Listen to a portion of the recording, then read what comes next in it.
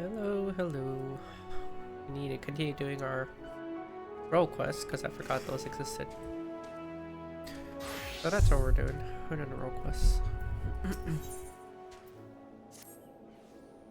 Tulky, I hope you've been well. Since last we spoke, the Justicar has been busy felling fiends all across Dawntrail, leaving a trail of witnesses behind in his wake. More than a few have reported seeing stones falling from the sky, which all but confirms our theory that the treasure is causing the phenomena.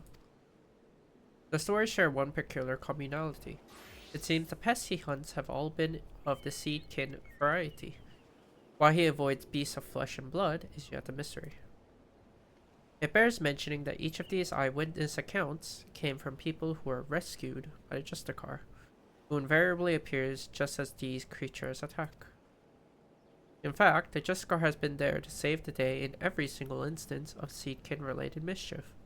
Awfully suspicious, if you ask me. And I'm not the only one who thinks so.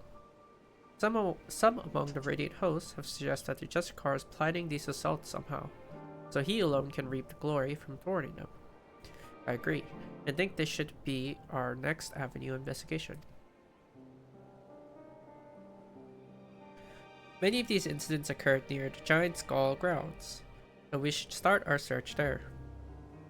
If we can find one of these monstrous plants before it finds hapless prey, we may be able to shed light upon the Justicar's methods. Time is of the essence, so let's leave at once.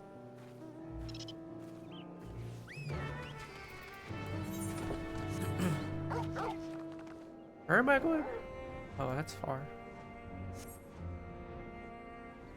Horrible.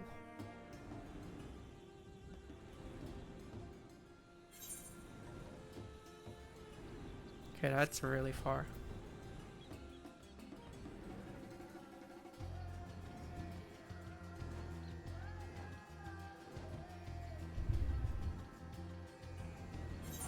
I unfortunately forgot about role quests, and I kinda already hit level 100 on my 2 casters.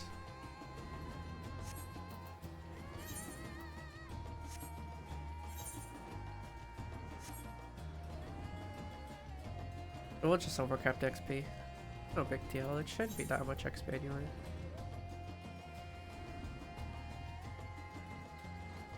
Oh. Actually a million.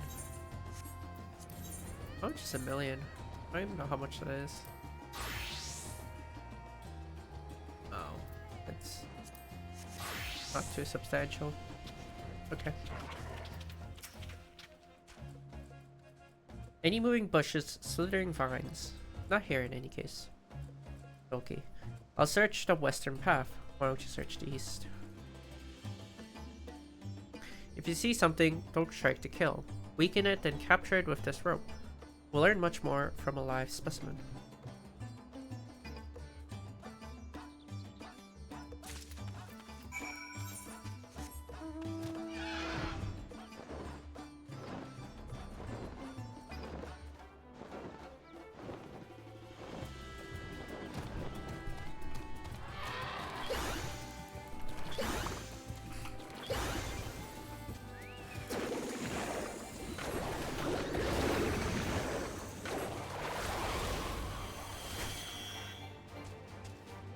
No.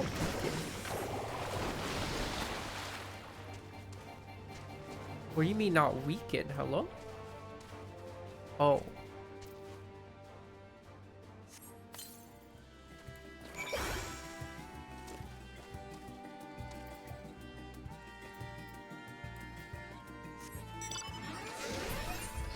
Bro, it's gonna be like, that thing's like below half HP. What do you mean not weaken? I didn't realize that made you actually almost kill it.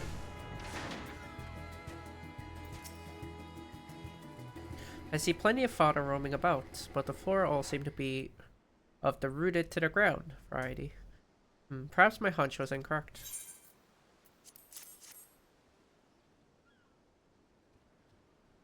You found one. In fact, this is exactly as an eyewitness described.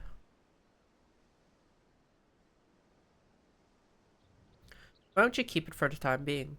Bring it to the great work, and I'll ask my acquaintance there to examine it with all haste.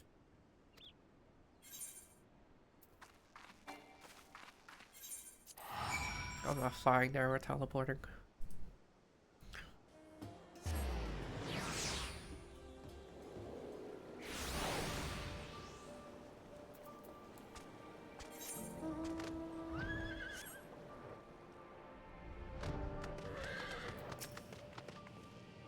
Mistress Tepeke told me what to expect. Well then, let's see the thing.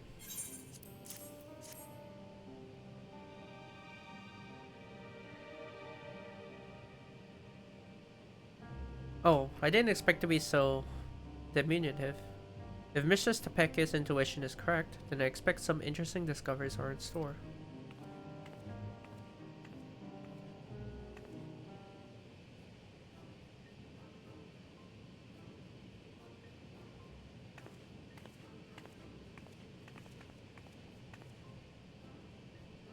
You brought me quite a fascinating specimen indeed. I can say for certain that this creature's growth isn't natural in the slightest. Biologically, it's still but a sapling, but as you can tell by its size, yet it is the result of a specific alchemical mixture which is used to spur the growth of seeds and mycelium to an unnatural degree. The agents have a side effect of making the creatures more aggressive, which explains why such a small specimen would so boldly attack beings larger than itself. Yet the solution requires ingredients most rare, and at the cost of procuring enough to synthesize it would be beyond the means of most. So whoever is behind this they are likely well healed. As for the creatures themselves, if they were all grown artificially, perhaps that explains why most of the incidents involved small seedkin. Rather than wait for them to mature naturally, the Justicar must accelerate their growth, so that he could deploy huge numbers over a short span of time. In fact, his plan likely requires they be small, weak foes in order to guarantee his victory. After all, the great Justicar can hardly be expected to bear the blemish of defeat. With these new details brought to light, it's almost certain he's staging these attacks on the common folk. Now we have a new perspective to guide our search.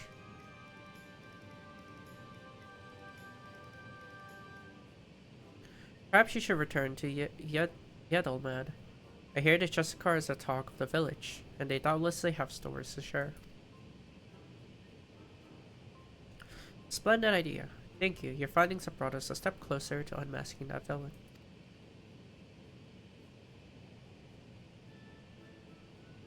Let's hurry to Yedelmad. The more accounts we have of the Justicar, the better of our chances of predicting his next move.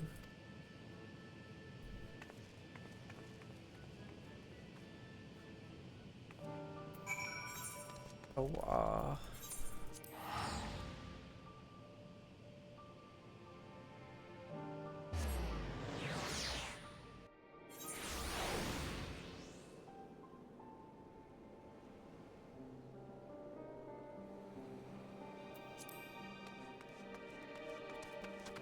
why do I have the feeling that this guy's like the most comical relief of the thieves?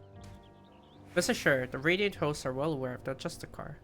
Every day we receive more reports of him combating beasts in the surrounding wilderness. These encounters are never on well-traveled roads, it seems. They occur in remote regions that we scarcely patrol, along routes that are only used by a small number of merchants and porters. We've concluded that the Justicar either has uncommon knowledge of the behavior patterns of these creatures, or that he keeps a close company with a merchant who travels these obscure paths.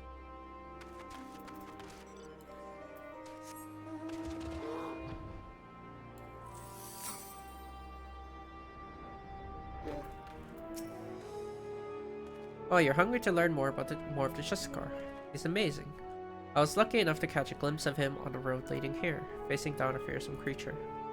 I don't know how he did it, but he called down rocks from the sky to knock that thing flat. The Radiant hosts were away on patrol, so if he hadn't come to our rescue, that brute would have marched right into our homes. He shouted that he was a savior of rats at hand, and even waved at me. Oh, he looked so impressive with the sun shining behind him.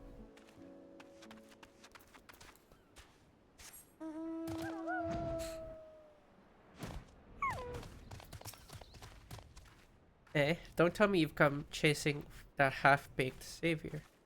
The youngins might have been taken in by his honeyed words, but anyone with experience can see that he's nothing but a charlatan, and I have a story to prove it. A merchant I know took a tumble as he was transporting his goods. Not long after comes Justicar, looking chivalrous as you please in his shining armor. But did he offer a helping hand? No. He ran off with nary a glance backwards. He may go on about slaying beasts, but a real hero would never ignore someone in need, even if they were just suffering from scraped knees and a bruised ego.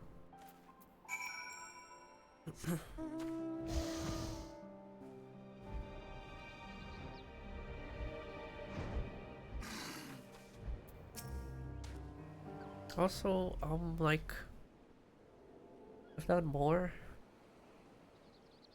Okay, do you have a moment? I'm having a little trouble here. I sought this merchant out because I was told he dealt with the alchemists in great work. I thought he might know something about the Justicar, but when I asked, well, he's been like this ever since. Apologies. I was just surprised that you would ask me about the madman. What connection could he possibly have with me? The fiends he fights are grown with a rare alchemical material, and we think he may be staging these encounters. Since you deal in such wares, I wondered if you might know how he came into their possession. I don't know what you're talking about, I've never spoken to that man.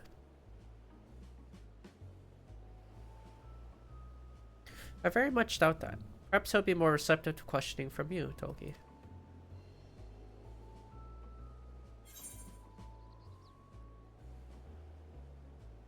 He seems to have intimate knowledge of trade routes and alchemy. Who taught him? One. Come now, any merchant with a nose for a profit has good relations with the alchemists. Are you way of thinking any of one of us could be in league with Virazin? Virazin, you said. Who is that, may I ask? Huh? What? Did I? No, that's my name.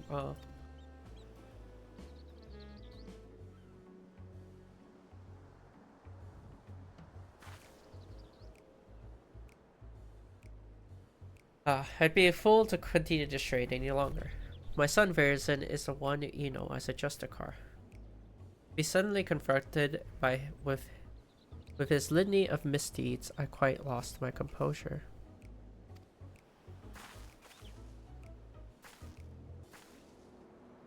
You're his father. Then do you know how he came into possession of such rare materials and knowledge? Aye, he stole them from me. The most valuable materials and my precious maps. Yet I was the one who chose to hide that fact. I bear the blame for the consequences. What can you tell us about him as a person? Virazan was obsessed with the tales of legendary heroes, even from a young age. I paid a great deal of money to have him tutored in the art of the bow. He became quite skilled at it, in fact, but not quite as skilled as his arrogance led him to believe. Due to this, and perhaps a lack of ambition, he never aspired to true greatness. Instead, he came to rely upon fanciful equipments and exotic potions, rather than honing what skill he had. It pained me to see him fall into disillusionment, but when he would brook no counsel. So several years ago, I gave him enough coin to support his lavish lifestyle and told him to never speak with me again. He didn't but recently, when he darkened my doorsteps once more. And that was when he stole your goods. Aye, although I would have willingly given them if he had but asked. He was rambling almost incoherently, saying that his heroic deeds as the Justicar had caught the eye of someone named Apiahi,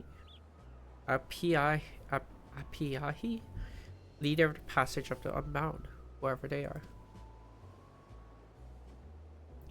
He claimed under the guidance of his newfound allies he had obtained a great power power enough to eclipse all the heroes who have come before and shall come after, as he put it. It seems he gives what money he still has to these people. To think that all his fanciful words, he has only deigned to grasp at hollow glory, all at the expense of rats at hand. There is no greater shame as a father.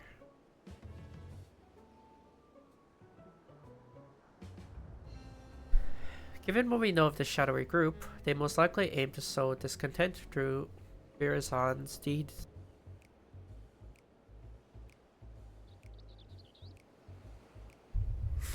He may be so blinded by his own desire for adoration that he can't see whose hands are pulling his strings.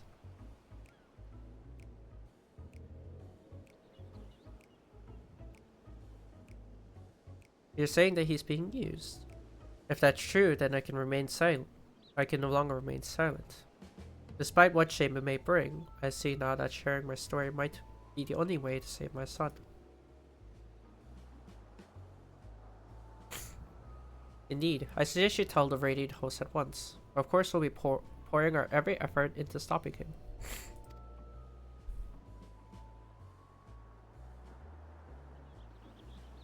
Thank you for giving me direction. I didn't imagine our meeting would end this way.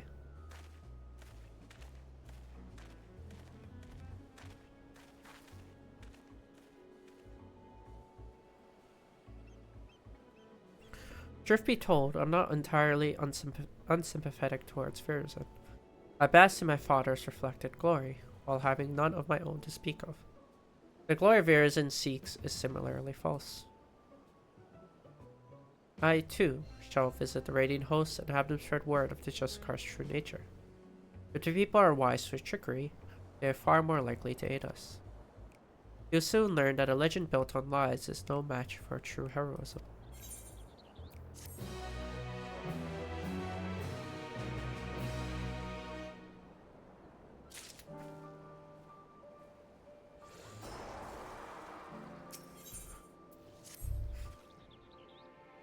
Greetings, Tulky. Virazan's father has been as good as his word, and has confessed the truth of his son's actions to whomever would listen, even among the younglings. Far fewer sing the Justicar's praises. The tide is turning in our favor at last, and the radiant hosts are making ready to tighten the net. Speaking of which, they had curious news to share. They've been examining the stones left behind by the Justicar and noticed a pattern. They're all varieties of rock commonly found near the site of each encounter. For instance, near the Giant Skull grounds, the Justicar seemed to have called down a hail of what else but Giant Skull. I have my own theories about what this means, but I'd like to hear your thoughts, Tulky.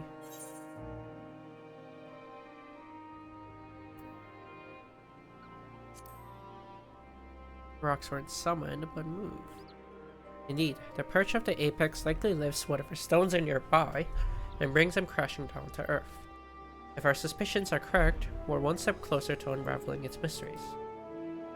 But despite these favorable developments, Justicar's popularity remains a problem. Even with the recent blow to his credibility, his most ardent followers still idolize him.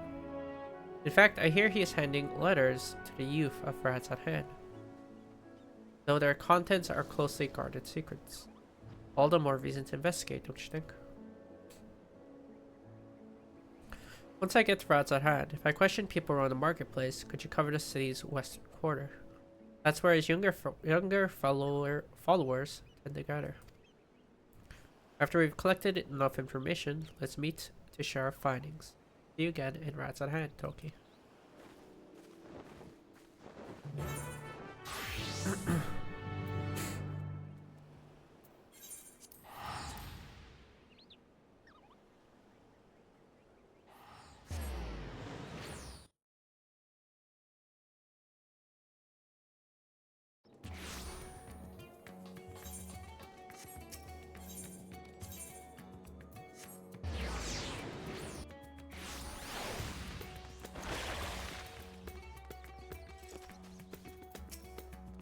The Justicar gave me the invitation himself, only for some thief to snatch it right out of my hands. You believe in the Justicar too, but I didn't have a chance to read the whole letter before it was stolen. But he's gathering his most devoted for a special audience. The bastard who stole my invitation is clearly up to no good. He even muttered something about getting revenge. But who could hate someone so noble?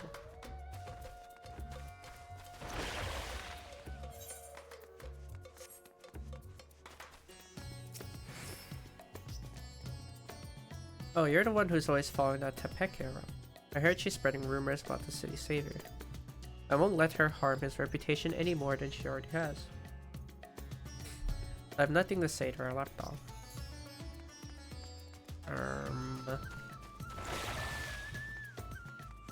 Man, these kids these days. Yeah, I know about the letters. Me and my friends didn't get one though. The grown-ups get angry if we talk about the Justicar. But guess what? I heard Zashal talking about him over by Maride's Mehan. He had a big grin on his face too. Does that mean the Justicar isn't a bad man like the grown-ups say?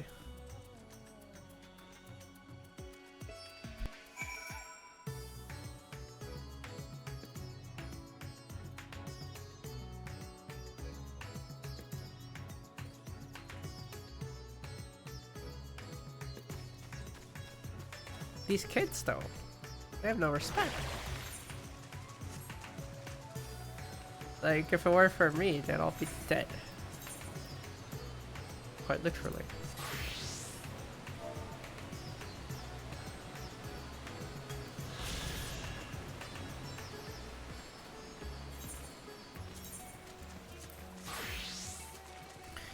The Megaduta. The palace of the satrap serves not only as a residence, but also as a center of Radahan's government. Meaning Cloud Messenger in the old Arkasodara tongue. Megaduta was built at the summit of a rocky megalith. Its great doors emitting an endless stream of servants, petitioners, and official visitors.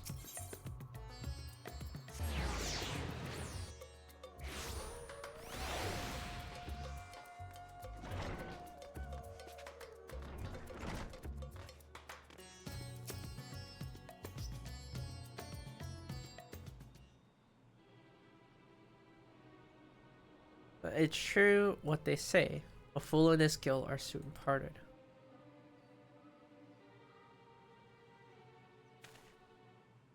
Huh? Life isn't one of the heroes of the final days.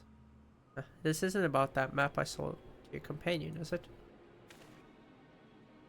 You'll find it points the way to the vaults of Al-Zadal 3, exactly as it described. I may have employed a few creative methods to entice my customers, but one merchant doesn't.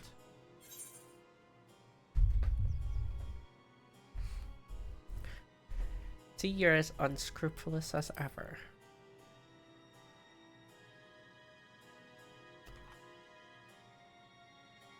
Now, a man can't fill his belly on virtue and honesty. Any road, something tells me that's not why you're here.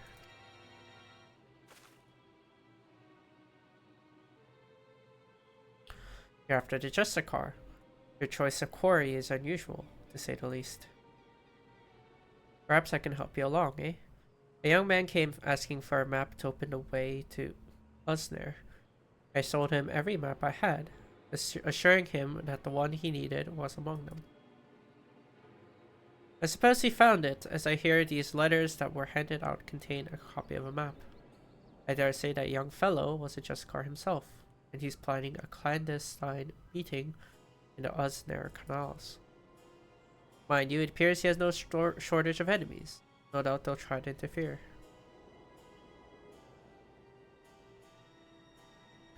Thankfully, Rad's Hand isn't known for large-scale criminal organizations, but that hasn't kept the less scrupulous citizens from dirtying their hands when times are desperate. From what I hear, bandits seeking to rob trade caravans keep running into the Justicar during his fiend-felling exploits, causing their raids to end in failure. Like as not, they'll try to infiltrate his group of followers and settle the score. And that's where my knowledge of the matter ends. If you're wondering where the meeting place is, all I can remember is that the spot marked on the copied map is somewhere in the shot of Samga. So does that answer your queries?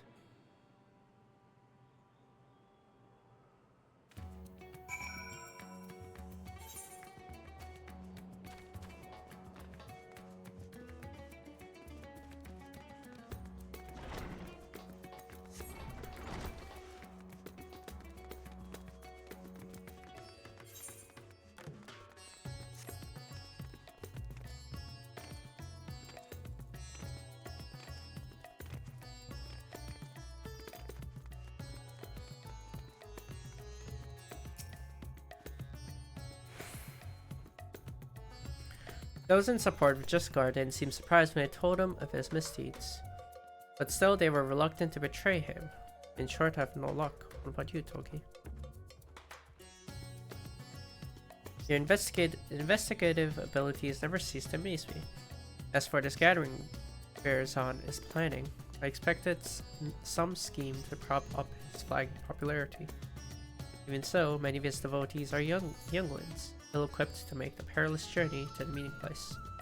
If they have any sense, rather than attempt to travel there directly, they'll stop at settlements along the way to rest and confirm the route. He said the map led to the shop of Samga, yes? That means Palakastan is a close settlement. I hear many took refuge there during the final days, and it's now a bustling town in its own right. The arrival of more people would hardly raise eyebrows, making it a perfect place to avoid unwanted attention while they make ready. We should head there before they leave on their final leg of their journey.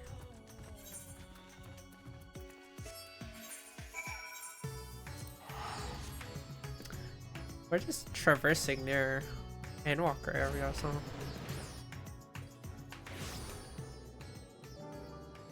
Alakastan, Yadamad, Great Works.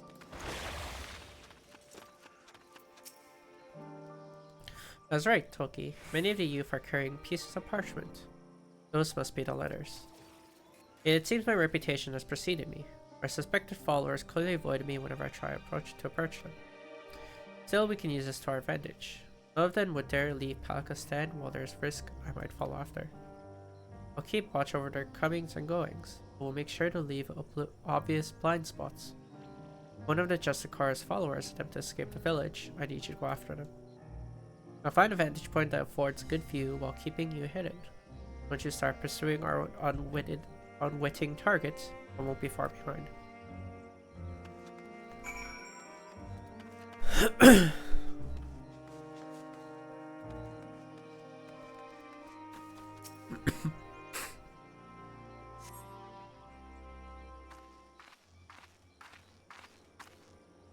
I still can't believe these kids.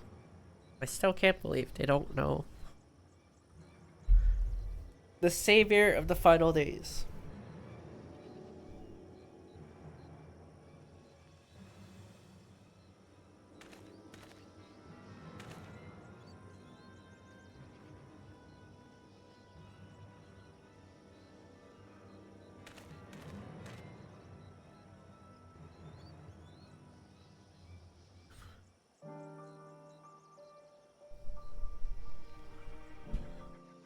Follow the young man from a safe distance. The objective will end in failure if you're noticed.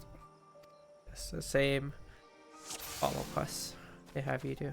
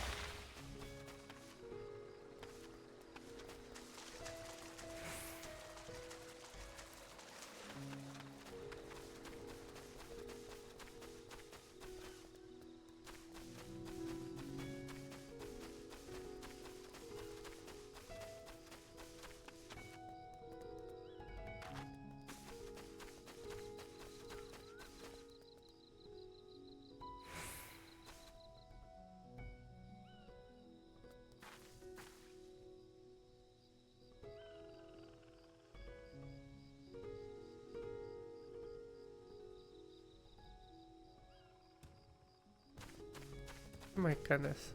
These are around the whole time.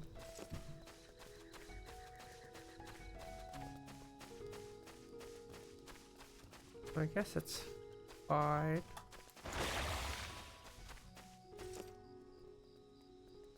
Fine if they were on the whole time, at least makes it quicker.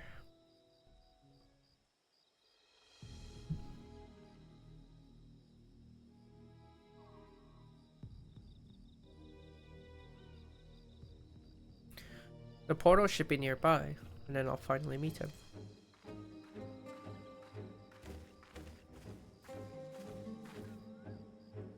But you're the hero who saved us in the final days. What are you doing here?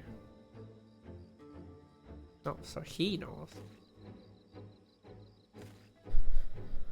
So you're working alongside the woman I saw in the village.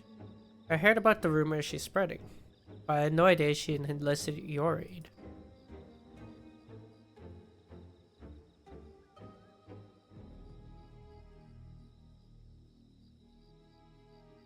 The Justice car saved me, you see. I was transporting goods for a local merchant who was too miserably even hire a proper escort. A ferocious creature ambushed me, but my savior appeared from nowhere and saw off the beast. I owed my life. That's why I came here, to see if there's any truth to the rumors. But now in the sun, I'm over my head. I'm going back home. Here, you can have the map. I trust you take the measures of the Justicar and to share the truth with us all.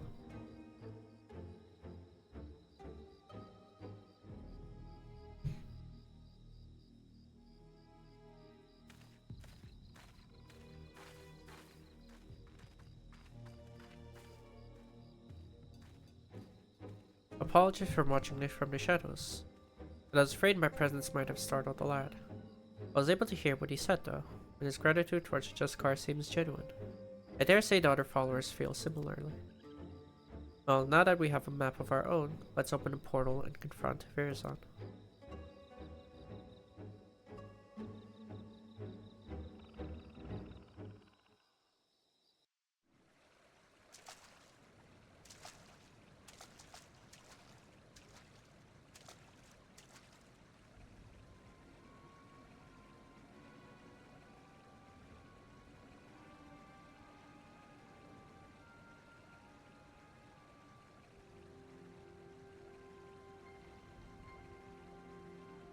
What happened here?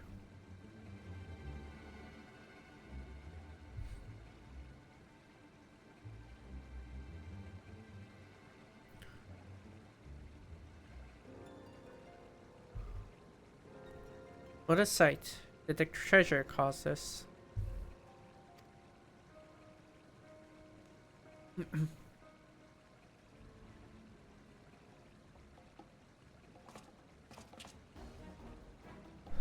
Oh my, if it isn't the hero who saved Rats Ahead, nay the world itself.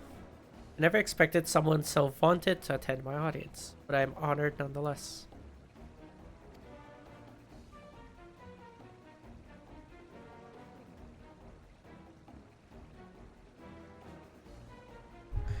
Enough of your games, Virazon. Let's stop this madness at once. After giving you such a warm welcome, these are the things I get. While it is true that I was once known by that name, it was merely a guise I wore until I discovered my true self.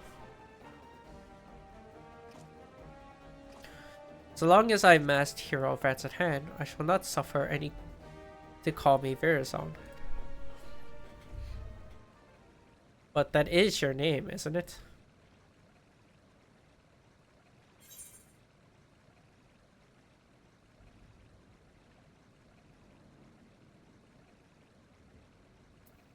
Why don't you drop the act and try being a true hero?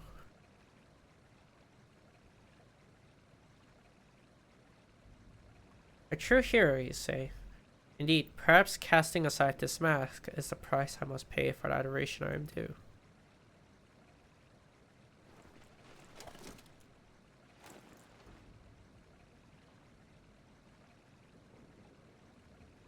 Very well, my name shall ring through Rats at Hand.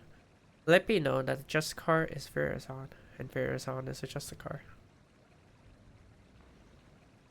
What are you saying? You unleashed Perch of the Apex upon your own followers. You know its name.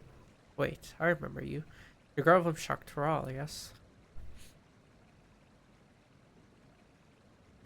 Your village's artifact is not discriminating in its wrath. Some among my followers harbored wicked intentions, and it brought sorrow unto my enemies. The true of heart caught in the aftermath were merely unfortunate. But they believed in you, even though you tricked them. What kind of hero are you?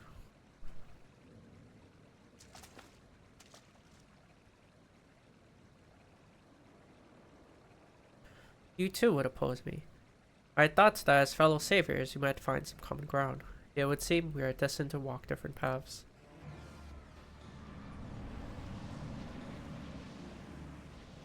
Now faced with unknown peril, a great fervor rages within me.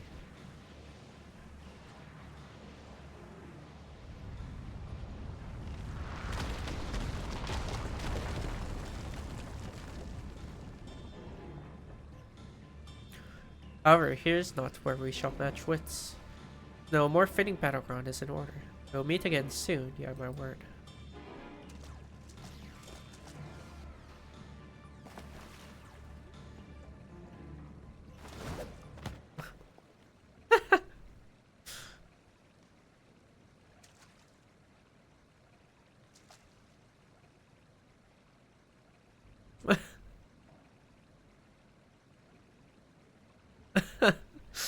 I didn't expect that to happen.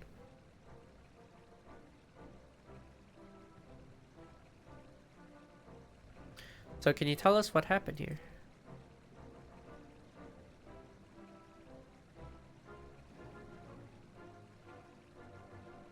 He gathered us all around and made a grand speech, claimed he was a hero that would drive back the floods of fiends threatening Dawntrail. Then he spoke of his anger at the recent rumors. He told us to go forth and repair his damaged reputation, so that the people would love him again, being quite impassionate, in fact. As for us two, we were here to teach him a lesson, biding our time until his back was turned. But we couldn't stomach his self-righteous drivel any longer. His acts like he's a god's come to grace, Dawntrail. But most people have grown wise to his tricks, including the Radiant Host. We stepped forward and told him as much, and then demanded that he'd admit he's been pulling the wool over everyone's eyes. That's when he started waving that thing about. We soon learned that the rumors of the power were true. And rocks started falling down around us.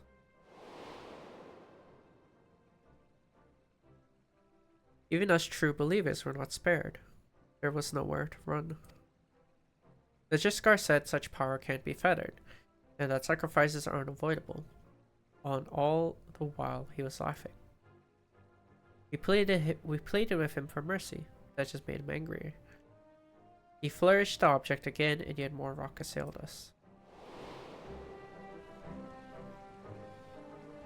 It was horrible. Stones, big and small, raining down endlessly, until you two appeared, that is. Thank you for telling us what happened. Only wish we could have arrived sooner. Now, just to set things straight, it was you two that brandished your weapons first, yes? Well, I won't deny that, but we're only trying to bring the truth of his misdeeds to light. Though he might have had personal scores to settle on top of that. Before I left Palakastan, I asked Radiant Hosts there to look out for anyone returning from the wilderness. I suggest you head there and seek their aid. While you're there, share with them what you told us. And as for the pair of you, don't even think about running away, or you'll have to deal with. Or you'll have us to deal with.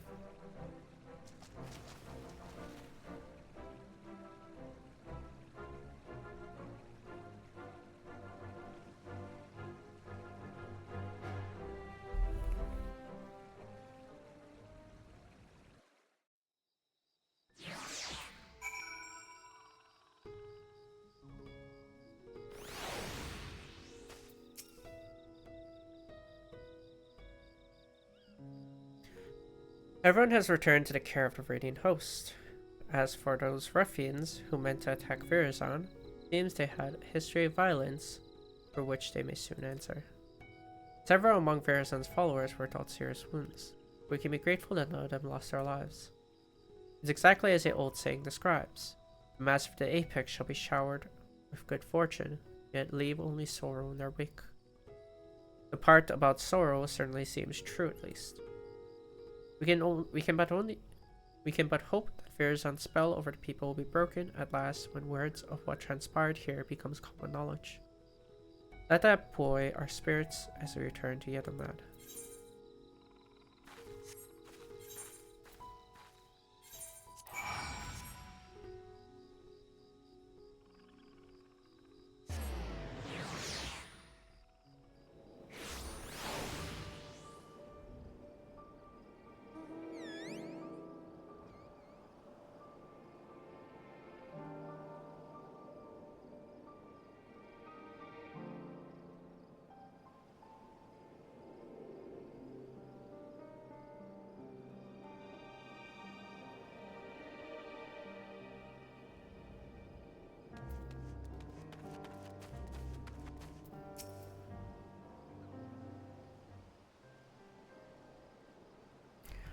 Well, that was certainly an ordeal. Although Virazon got away, we can look back upon what transpired to plan our next course of action. It appears that the treasure takes the rocks from the surrounding environments and makes them rain down upon the wilder surroundings. However, the people seem to be somewhat haphazard. While Virazon himself wasn't struck, the boulders assailed friends and the foe alike. Something else has been nagging me as well. The stones we saw in the canals seemed quite a bit larger than the others. I don't know what to make of it, but I will give it some thought.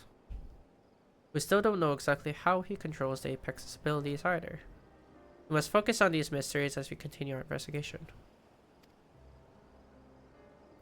As for Virazon himself, he was just as his father said, wasn't he? His so-called heroism is an empty charade. Like a child playing at being a hero from their storybooks. He seems motivated by vain desire to gain love of the people, yet he cares nothing of their well-being. He'll learn his lesson soon enough, though. None will sing his praises after word of what happened at Usner spreads. Even he knows this. I worry that his desperation will drive him to worse misdeeds. If the treasure is used with reckless abandon, it could cause untold harm. I must discuss this with the Radiant Host. Together we might be able to capture Virazon before he attempts anything drastic. Stand by for now, Tulky. I'll be in touch the moment I have something to share.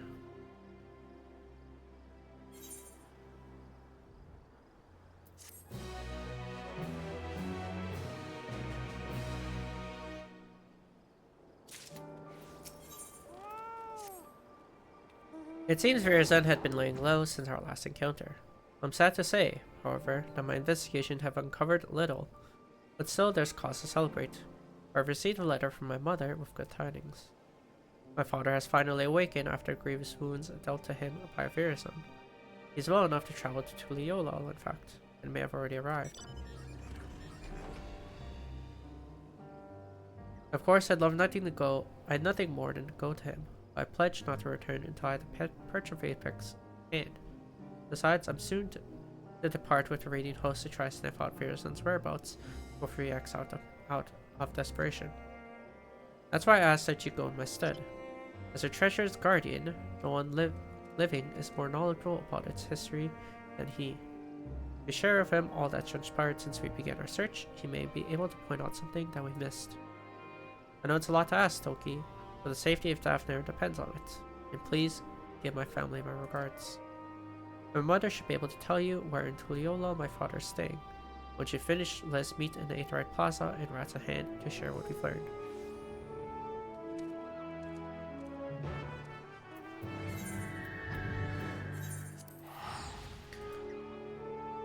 Back to Tuliola.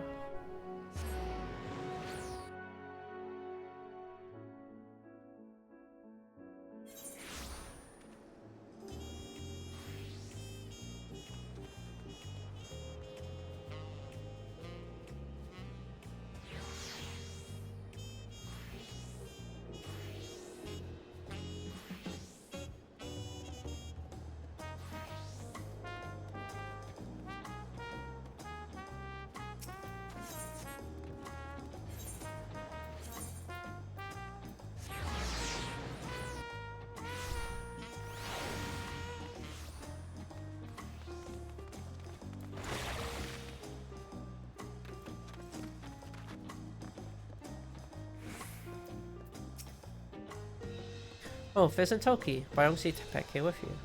You come along. I'm glad to hear my letter arrived safely, and that Tepeke seems to be as tenacious as ever in her search.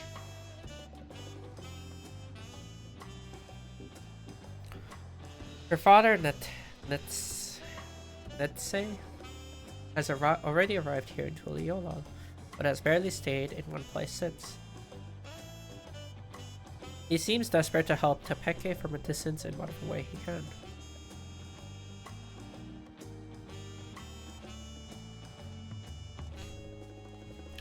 He told me he was traveling to the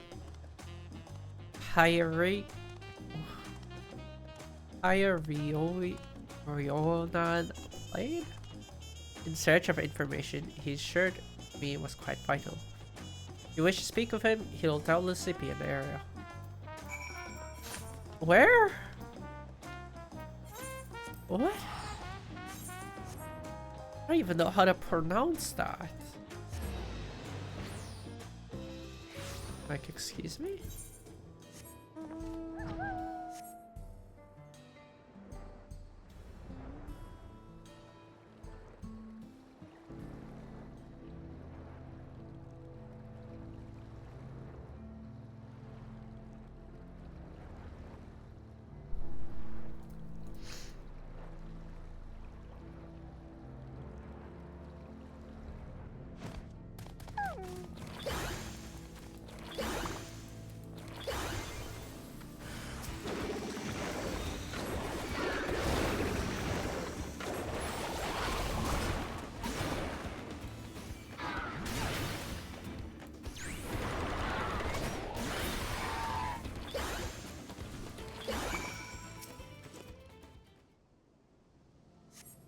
Oh, sir.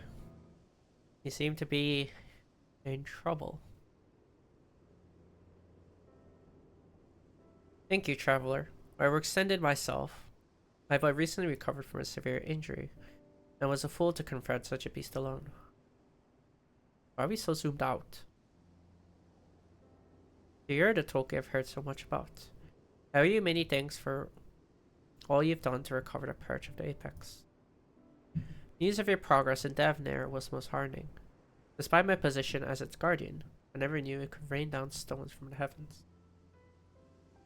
Since arriving in Tuliolal, I've done what I can to shed light upon the Thrall Vitral sealed within the treasure.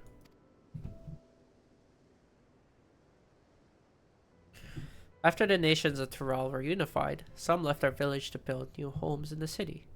I sought them out, you'd see, if they know anything of use.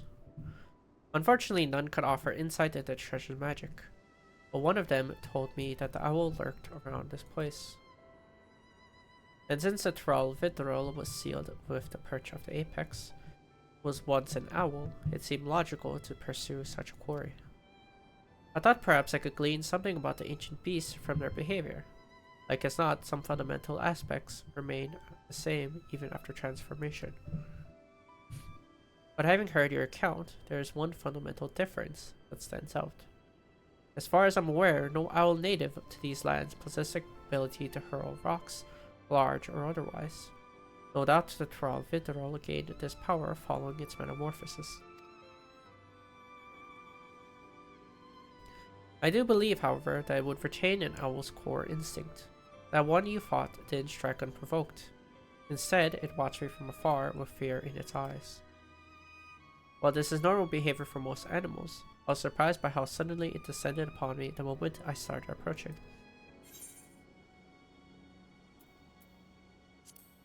It sensed danger and attacked preemptively. I had the same thought.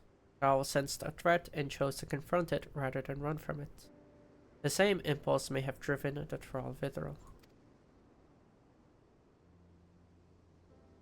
Indeed, that correlates with something I heard from one of my countrymen who had relocated to Tuliolal.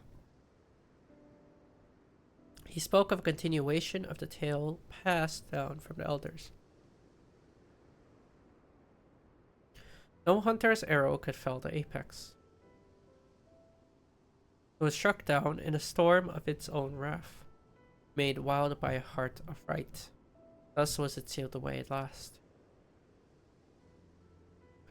Now, judging from the owl's behavior, I can theorize that the treasure is activated when its bearer senses danger.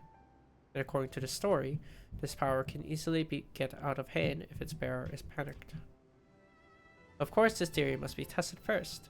Virzan will certainly use the Perch of the Apex again. When he does, I ask that you and Tepeke pay special attention to the circumstances leading to its activation. Yeah, my thanks. Loved though I am to admit it, I have yet to recover from my long convalescence, and would only be a burden to you. I wish I could aid you. I could aid my daughter another way, and you more than make up for my absence. Please lend her every bit of knowledge you have. Tulky. I pray that my daughter will soon return home, treasure in hand.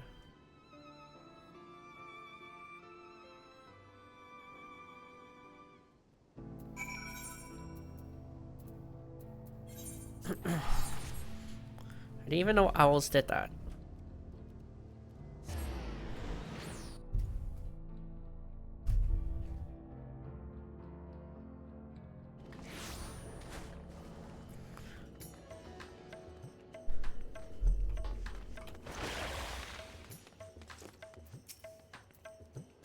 Tulky came just in time. Virzan showed his face in Rad's hand. You can tell me about your journey to Tuliola later. For now, come with me.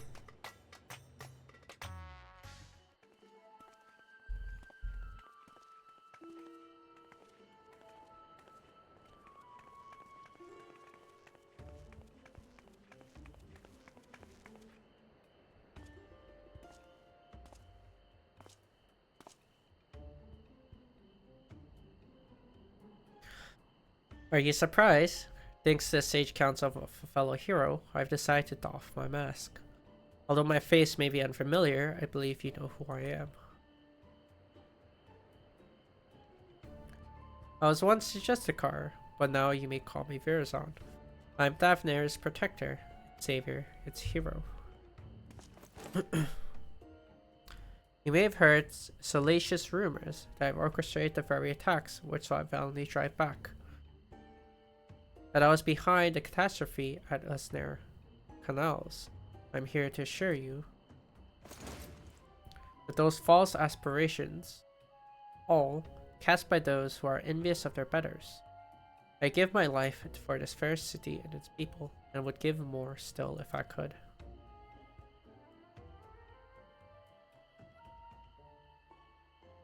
What should we do? Might be best to lock him up before this gets out of hand. Wait, we don't want him raining down rocks with all these bastards around.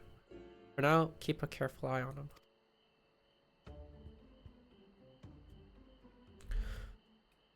All I ask for is your respect, your adoration.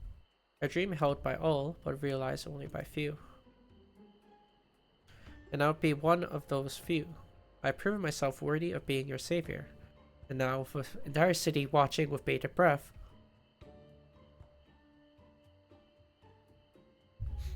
I shall declare my intent to reach even higher.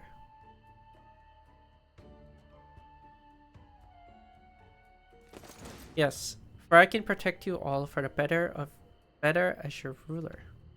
I shall retire the mantle of hero and take up crown as the king of Rats at Hand. The bastard's gone mad. I wield power unassailable. With me on your throne, you would never again have cause to fear. All would live in peace. All would shower me with love, and they would shout it to the heavens. And from that love would spring a new Rats at Hand. A greater Rats at Hand.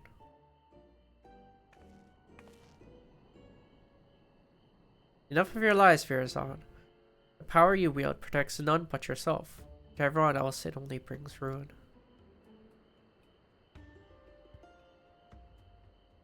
Of course, the road to greatness is ever paved with unnecessary sacrifices. Yet so long as your ruler lives, Radzanan shall know naught but prosperity.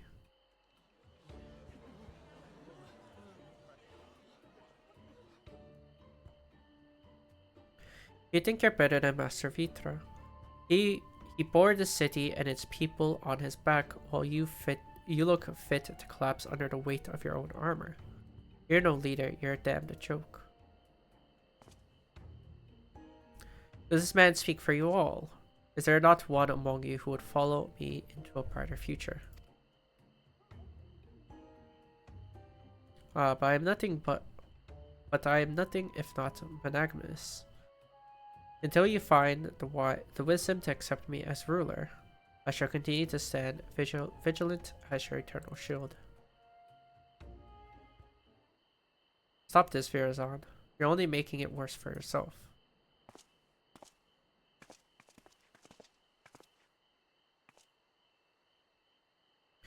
Can't you see you've become a laughingstock? Give up this facade and answer to your sins. Do so now, and the radiant host may yet grant you mercy. My sins? Are you not the one poisoning the people against me? Do your worst, I dare you. It will only make me more powerful. I know not what is in your heart. Please end this madness. End it and return to me, my son.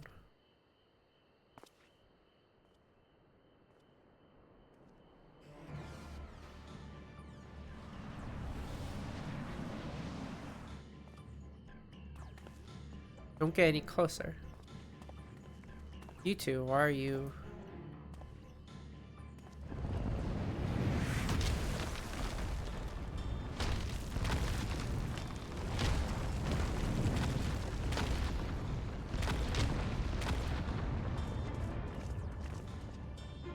Well...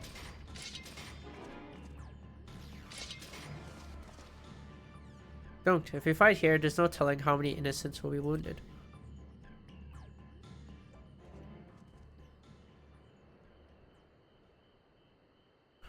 Pathetic as ever. I tire of this farce. I've declared my intent to become King of Rats ahead. As for you two, this is no place for a battle between heroes. We shall meet again, mark my words. And then we shall decide who is the mightier.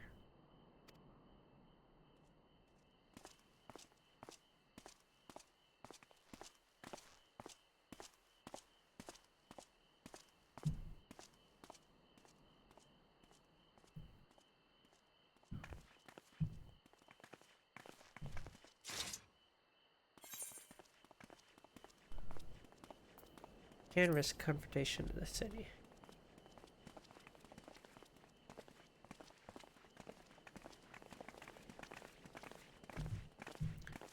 You're right, of course. As much as I hate to see Virazon walk free, we've yet to ascertain the extent to his power. For now, we must bide our time.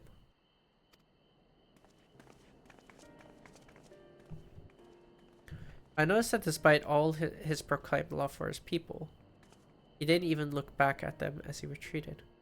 Perhaps he couldn't bear to look at them in the eyes, or one of them at least.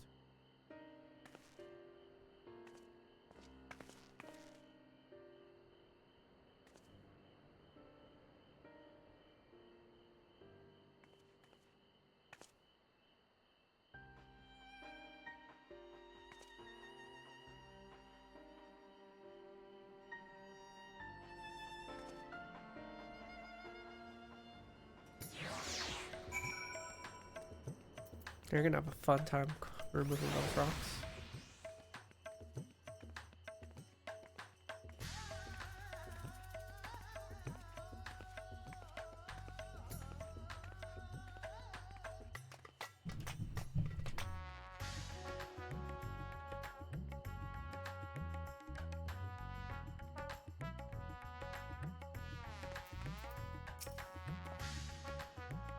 That was a disaster.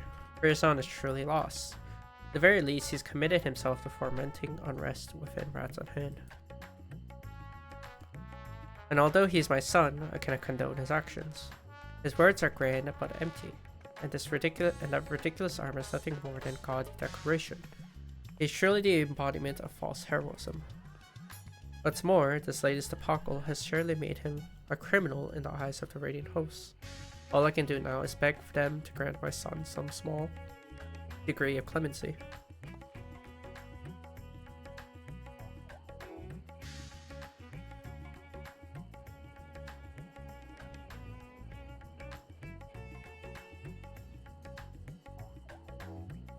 Before you go, may I ask you something?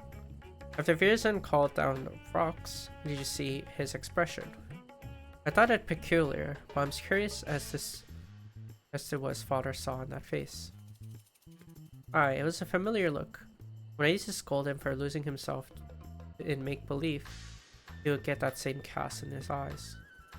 A look of petulant rage, as if he resented me for pulling him out of his reverie and into harsh reality.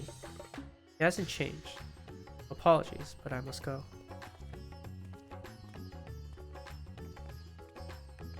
Just as I thought, even clad in his shining armor, he can't bear to be told no. And now his childish games have taken a malevolent turn. But for now, we should return to Yedelmad. I still have yet to hear what you learned in Tuliolol, after all. Well, time to go back. Maybe the last.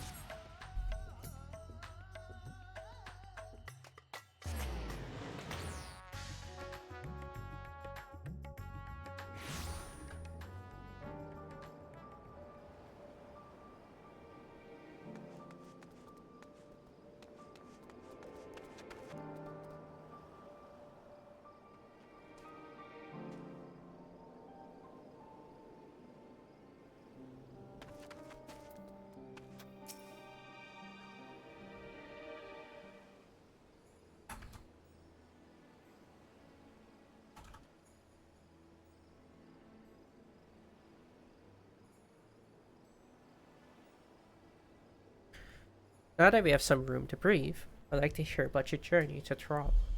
Does my father have anything to share?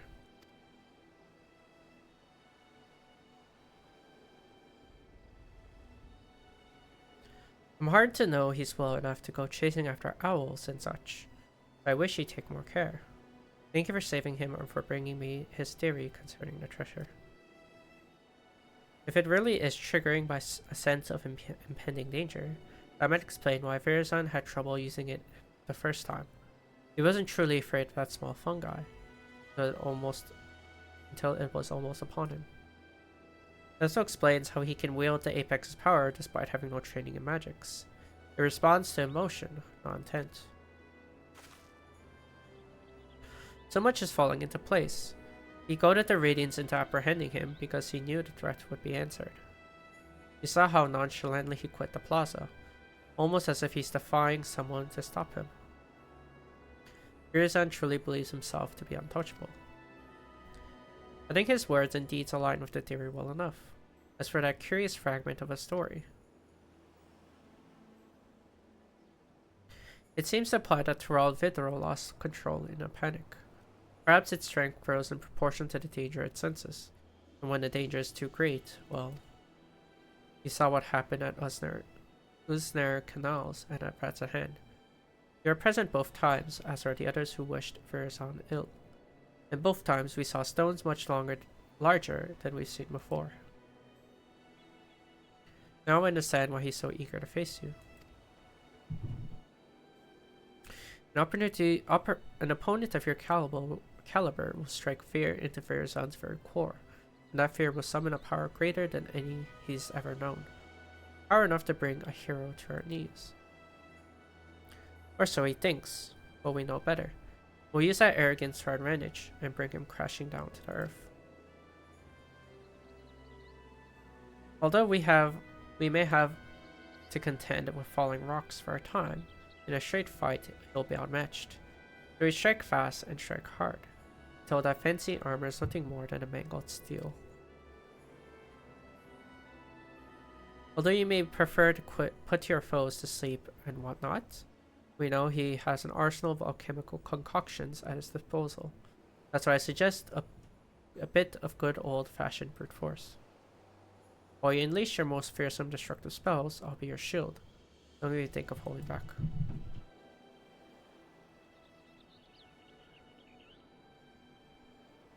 I look forward to fighting by your side, and we simply have to find a suitable arena. I should consult the Radiant host as to a location. Once that's decided, we'll confront Virzan for the final time.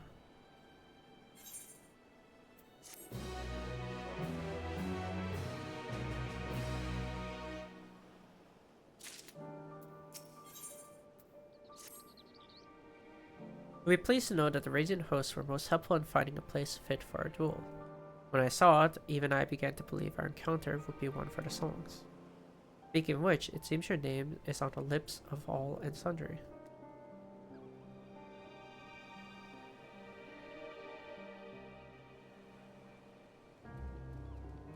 The people already consider you the true savior of rats at hand. I believe you will bring Verazon the Deceitful to justice. We apologize for putting so much weight on your shoulders, but something tells me you're used to it. The final showdown shall take place in a mountain pass leading to Katka, where the great crystals will stand as witness to its conclusion. Suitably romantic and suitably isolated. The Radiant hosts have spread word throughout Daphne that a hero has arisen to challenge Verazon, and his pride will force him to answer. The entrance to the pass is at the Giant's Call grounds. Let's head there at once to await his arrival.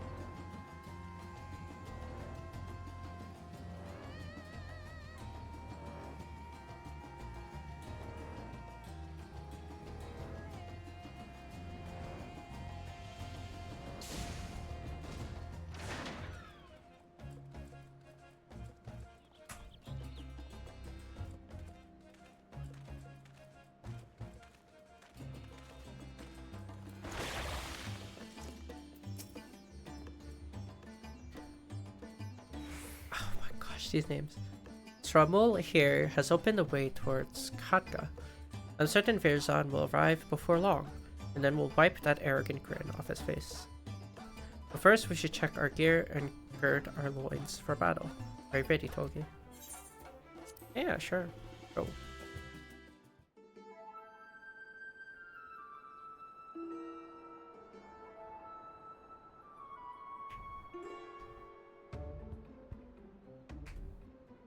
There he is.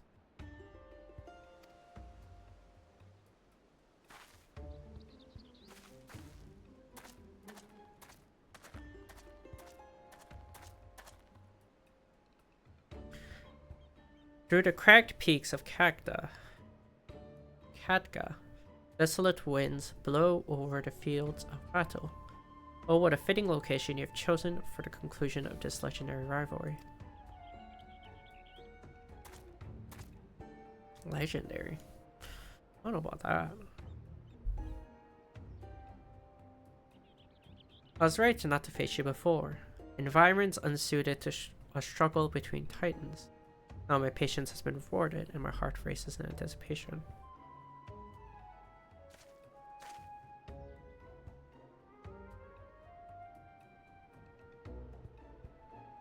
I knew you would answer our challenge.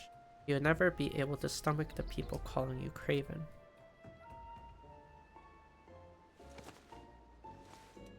Such boldness in the face of impending doom. Have you not realized by now that so long as I wield the perch of the apex, I'm invincible? Who soon put that to the test? You rely too much upon your stolen power. It deludes you. You claim to be a savior to the people, but they have seen through your lies. Even your own father can scarcely bear to look at you. You're nothing but a small man, hiding within the hollowed facade of a hero. And today we tear that facade down.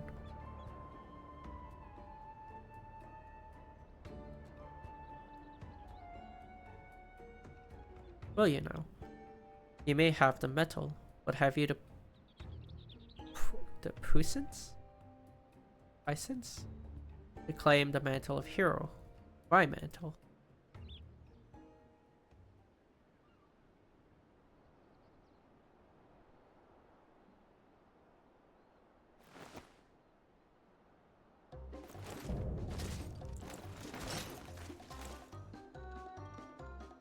He has a title.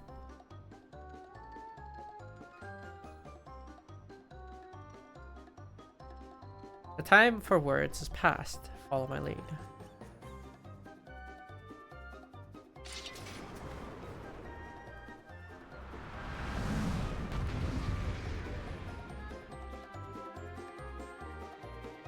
Surprised he has a title. Okay.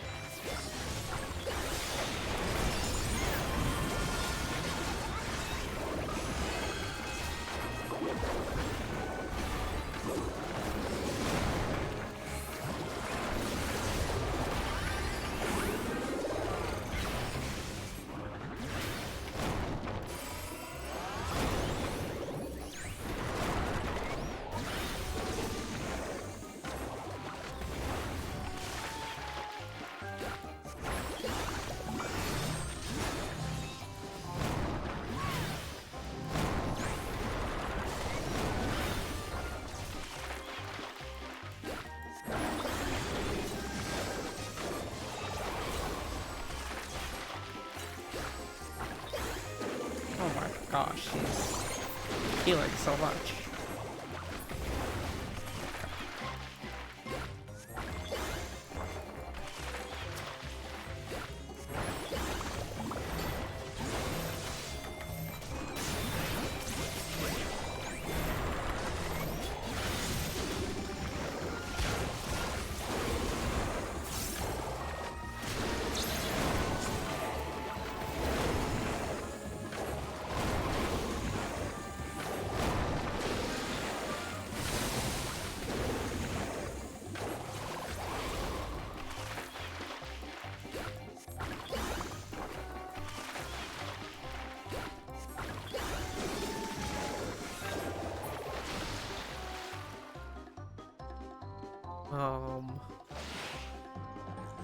I seem a bit good.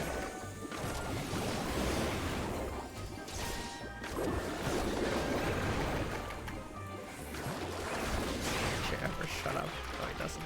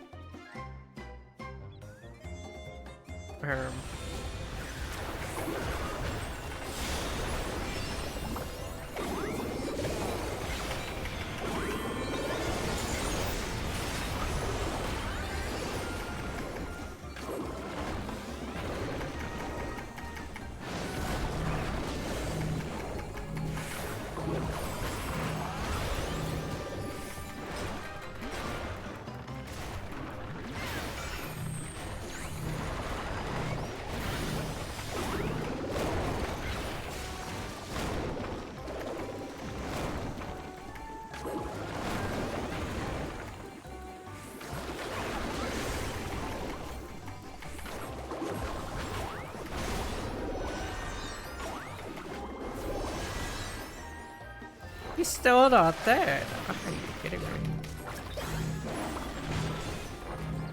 So tenacious.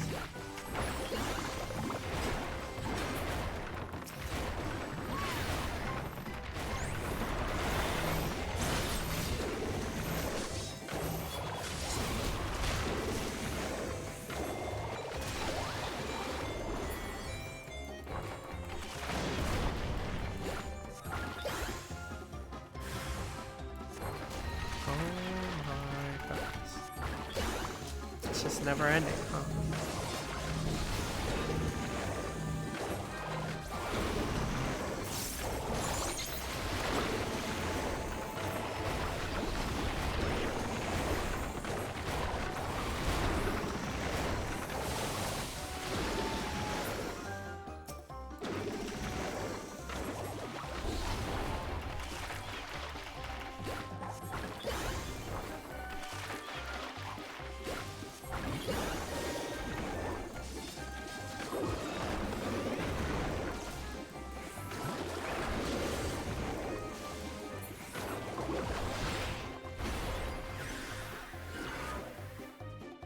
has suffered grievous wounds. Perhaps we should consider this a draw. What grievous wounds?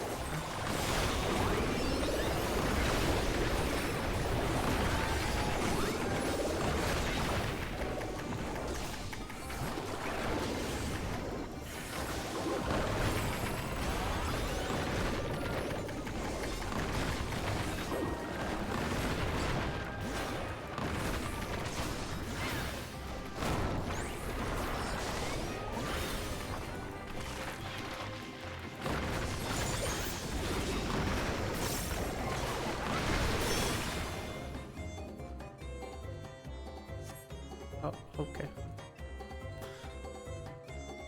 Yeah, I think he's the comedic relief of the other. Or maybe they're all just jokes. I can't tell. I guess I'll see when I do the other role quests. This guy's definitely the joke.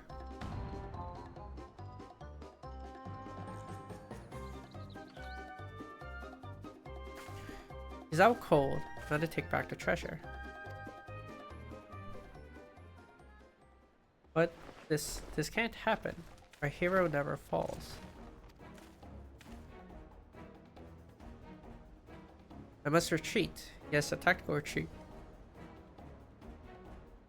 A noble retreat so that just a card may live to save another day.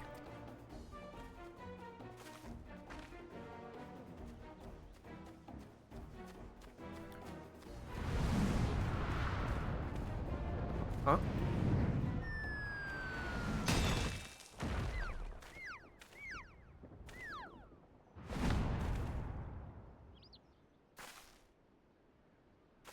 Oh.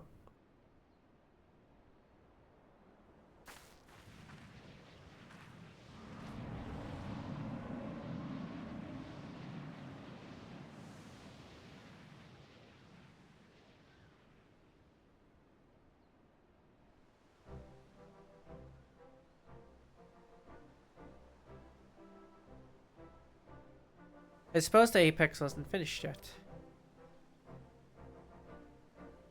It seems that Virzon, in his cowardly haste, neglected to look skyward. Was it an unfortunate accident?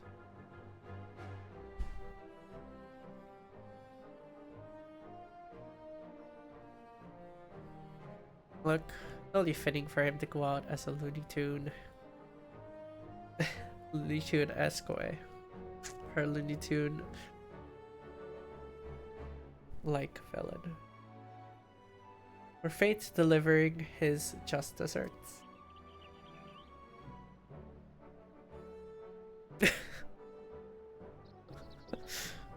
Really is just a Looney Tune character, so oh my gosh.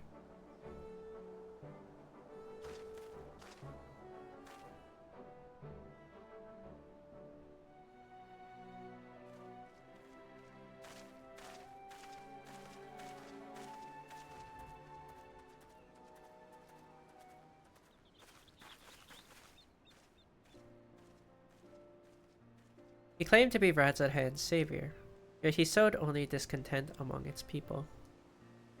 Perhaps some days in a sunless jail will give him time to reflect upon the error of his ways.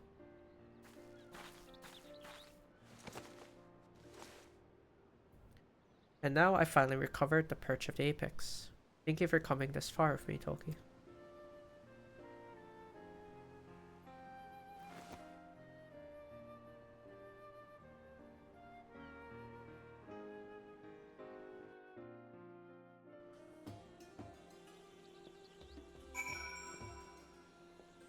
Where the heck? Oh. Like, where the heck is this? Why is it so painted? The battle was hard fought, but we made it through. Virzon is the responsibility of the raiding hosts now. And now that I've done what I pledged to do, I must return home and bring the good tidings to my mother and father. Yet before doing so, there are many others I must thank. In the meantime, can I count on you to meet my family at Tuliolal for one final farewell? My parents will surely be glad to see you again.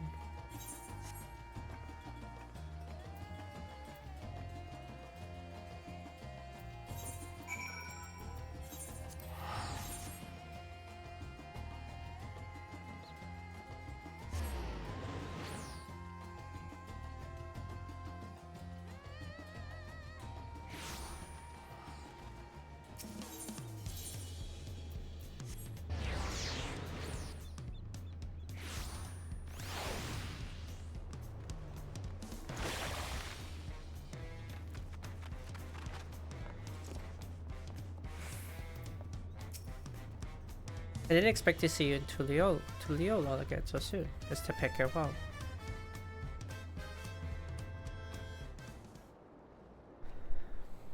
Well, I do get to teleport back. She really did it. And the man who stole our sacred treasure will answer for his deeds. Mother, mother, it's good to see you.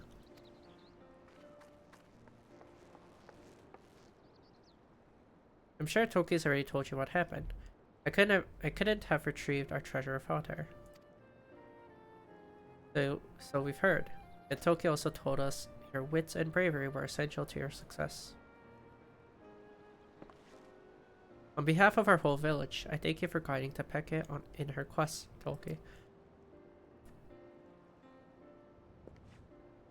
Now the perch of the apex must be returned and put under careful guard once again. The story of the Tural Vidrol's demise proves that we are not meant to wield its power as our own. I'm sorry, father, but I disagree. Once I return to the village, I want to tell everyone what happened in Dawntrail.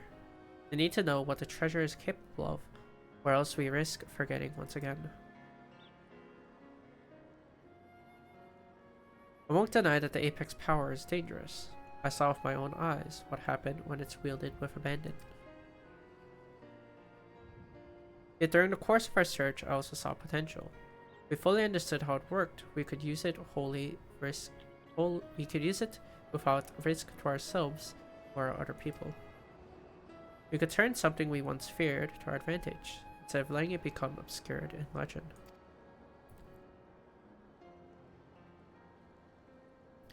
I can see the reason in that. We must be ever ready for danger, even in times of peace. Should our safety be threatened, the treasure may grant us a means to protect ourselves. But can we be trusted to use it responsibly? Great power breeds great desire. Someone with the same ambitions as Virazon may arise again, perhaps from among our own. I dare say that once we've regaled them with the rise and fall of the Justicar, they'll think twice before following in his misguided footsteps. As our forebears relied on the legend of the Tural Vidrol's fate to forbid the treasure's use, we can rely on the story of Virazon's fate to urge caution. And this time we have someone who lived through it to tell the tale. Of course, if I'm going to be guiding people in safe use of potentially dangerous treasure, I see no choice but to inherit my father's position as its guardian. Some may raise their eyebrows at the prospect of a loose-lipped Peke serving as the perch of the apex's protector, but I've grown from my mistakes. And who better to tell the tale of Virazon's and the Peke's failures?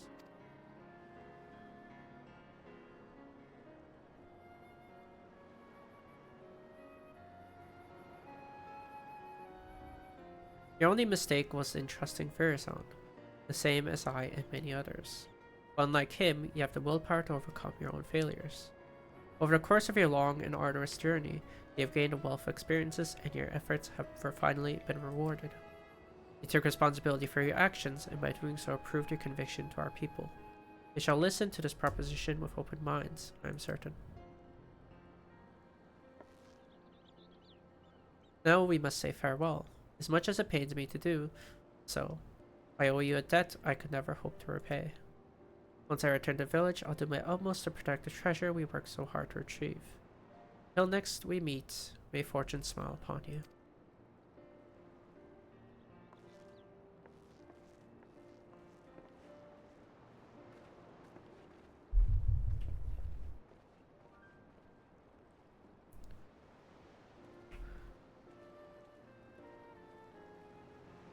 That's the role quest done.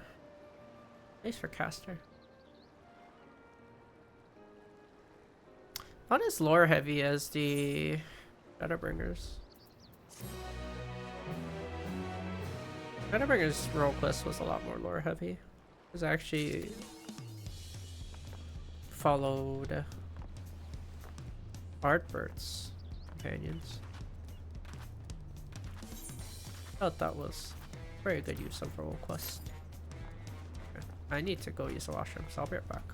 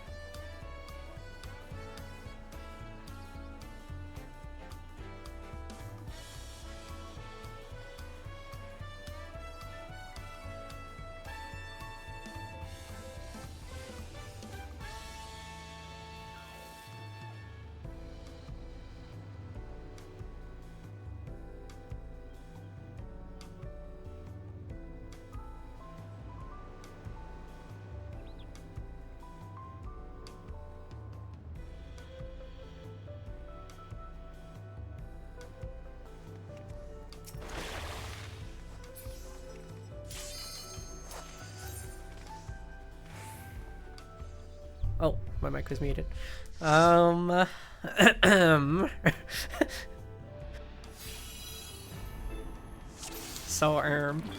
as I was saying while my mic was muted, we're just gonna let's, because I don't have my other roles really leveled that far yet. I can do pure range, I guess, or full quest. I might do that actually.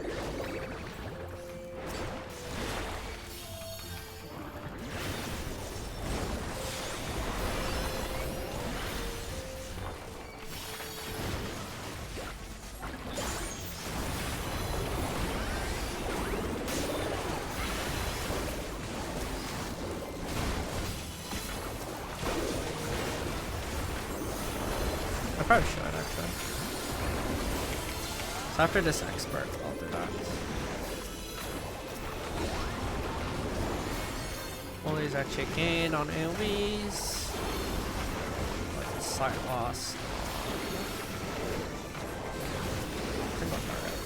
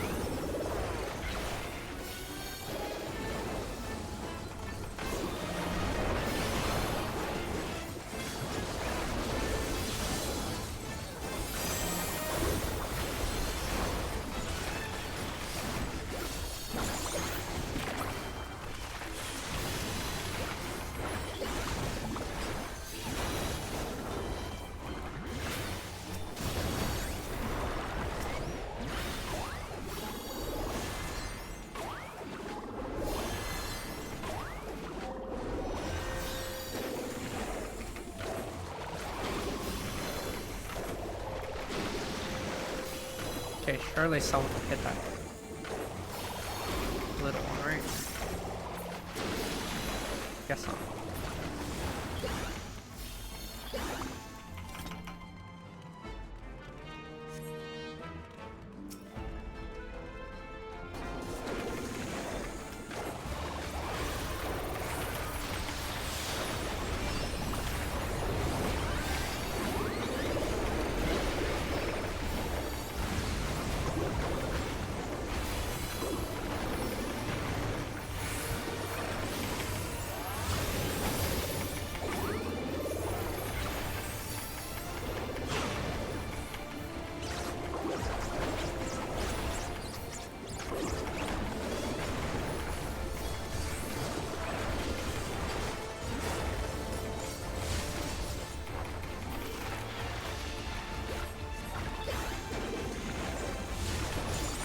I forgot that I had everyone wrong.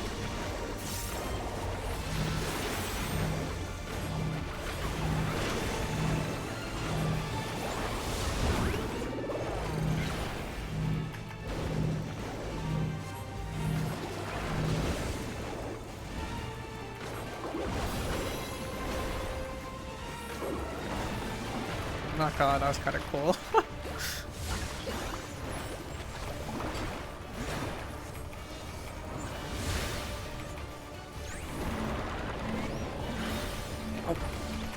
Oopsie.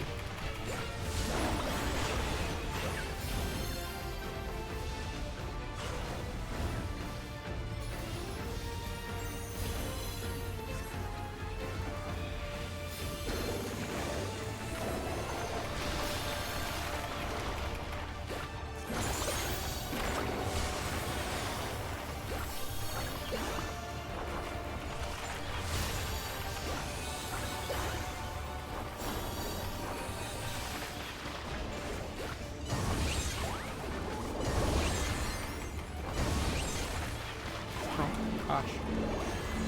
Let me just cast.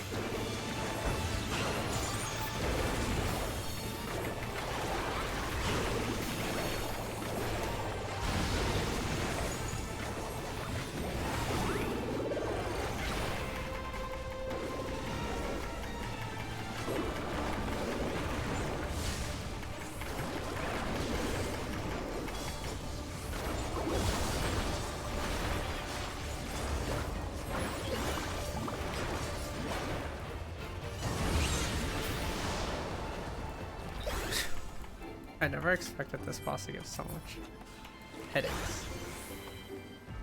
That was interesting.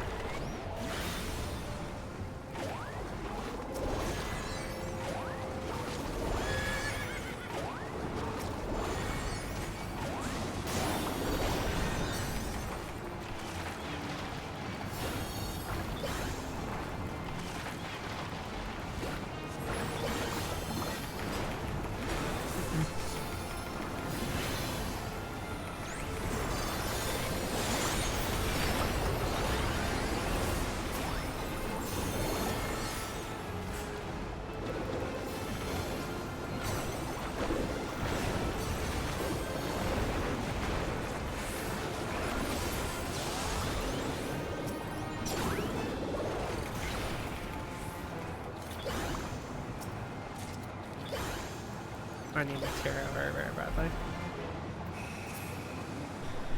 I need all of those chests.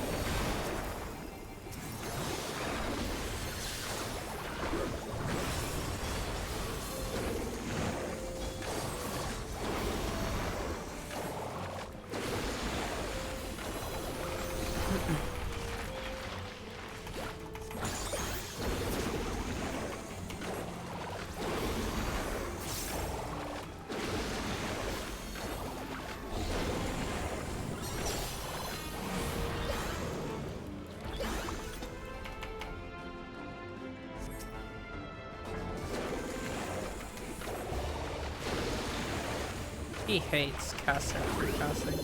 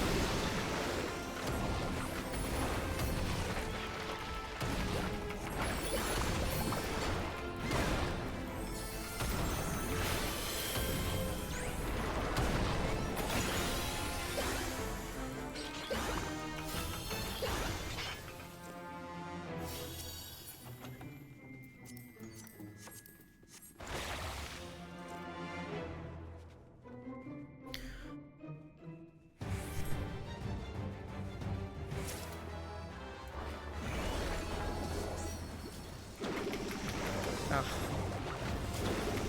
Tanks hate cast as pre-casting.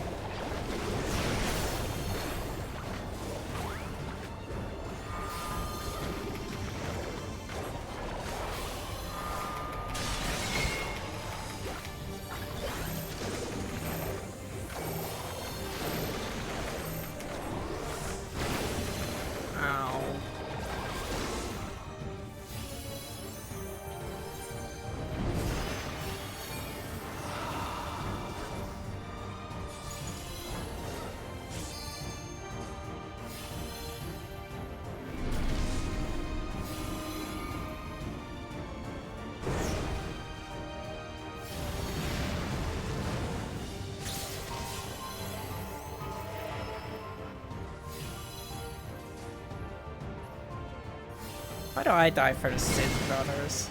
This sucks. I die because the Viper doesn't stack on me and the tank decided to get one shot and the healer didn't want to heal me. Like, come on. It's not even my fault.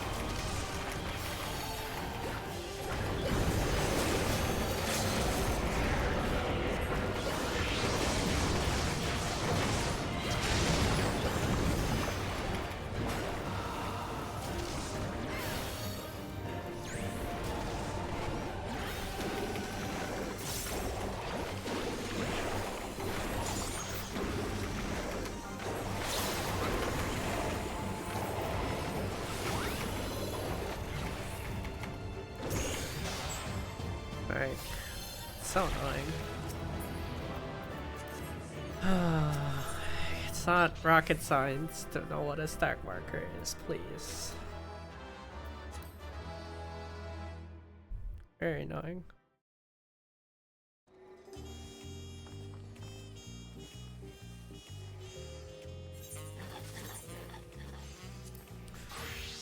Anyways.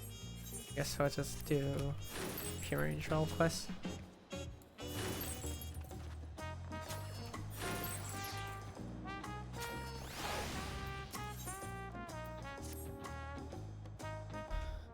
What's your treasure?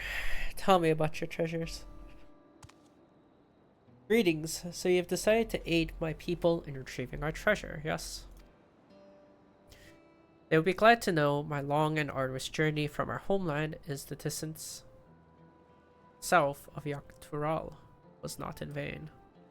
As for the treasure we would have you recover, it contains the undying essence of an armadillo Tural Vidral. These steel hogs, as we call them, rely on their tough hides to protect themselves from predators.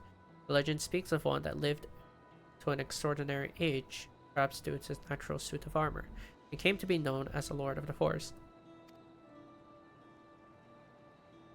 At the end of its long life, our ancestor enshrined the Vidral's soul within the steel hog vessel. For generations since, the divine blessing it bestows have been a great boon to many people.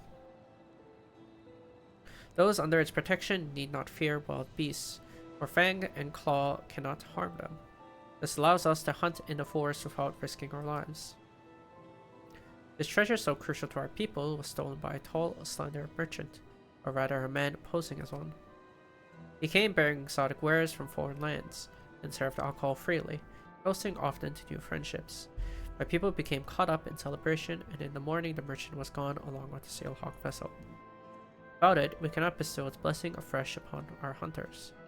The effect wanes over time, and one by one we are losing our protection against the savage predators that stalk our lands.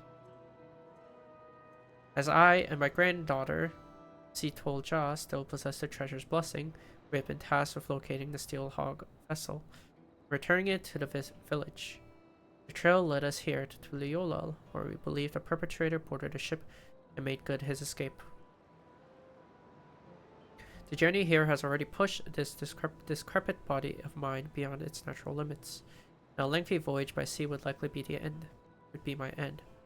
Although I urge Tulky not to make the crossing alone, she is determined to give chase. Given that you hail from across the ocean, your knowledge of those lands will prove invaluable to her. Not only that, but our quarry may use the steel hog vessel to its own ends.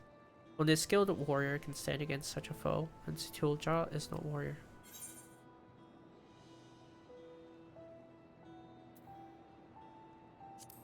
Your treasure and shakes from Armadillo's tail. I'm truly grateful. My granddaughter's first port of call is a place called Alamigo. You see, as the thief took all the wares with him, the only clue left behind was an empty bottle of whatever grog he was serving. After asking the sailors here, it seems it was procured in Alamigo, and with no other leads, Tulky set forth. Once you arrive, she should not be difficult to find. These days, only a handful of Mulja attempt the journey. Most of them brutish mercenaries. Tulky is a far daintier creature, and is sure to have made a favorable impression on the locals. May the sail hog watch over you. As Tulky has traveled to Alamigo, perhaps you should begin your search by asking around at Rogger's Reach.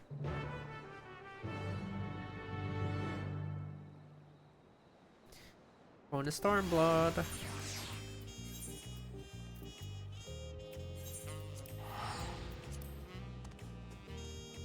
Are all these just gonna go to places in the previous expansions? Because we were in Dawntrail, or not Dawntrail, and Walker, with Caster one. Now we're going to Stormblood, with Frogger's Reach. Germany. Yes, I met the Momolja girl you're after. She was looking for a tall, thin man. Some sort of thief, apparently. It sounded a bit like a leader of a gang of bandits that lurks around Gretchala, so I told her as much. Chances are that's where she's headed. I hope she stays out of trouble.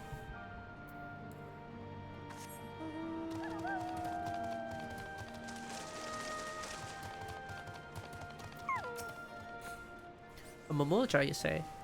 As it happened, she came over here while I was cleaning the cannons.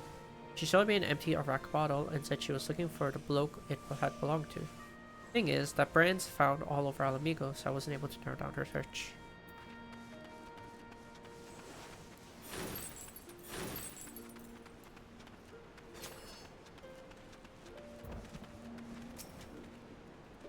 Yes, I saw a Momulja on my patrols, but he carried an enormous axe.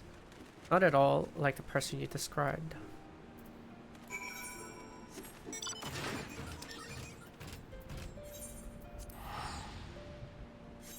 Peering stones. They went far. My goodness.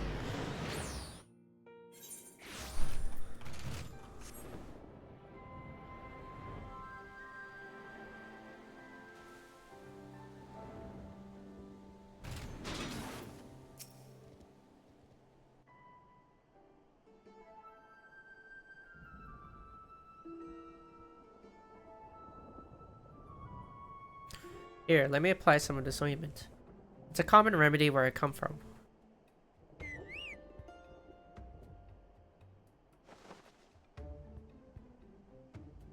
Oh, are you here to lend a hand? This poor soul was attacked by highwaymen, and I could use help tending to his wounds.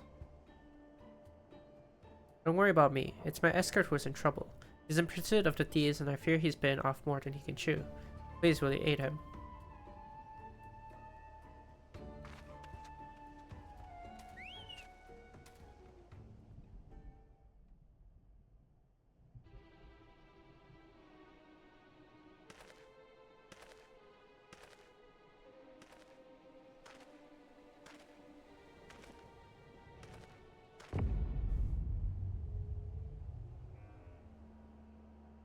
You thieving bastards.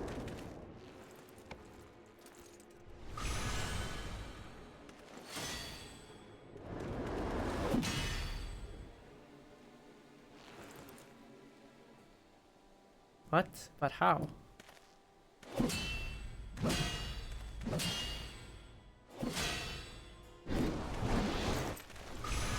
Behold. Oh.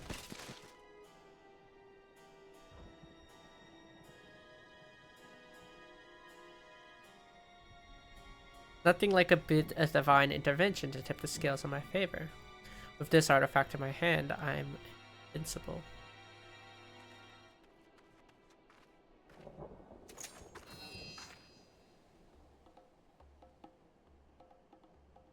Another one, eh?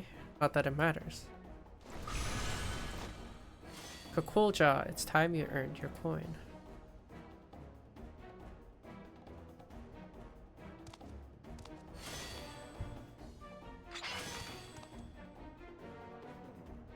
I appreciate the assistance, but he wasn't joking about divine intervention.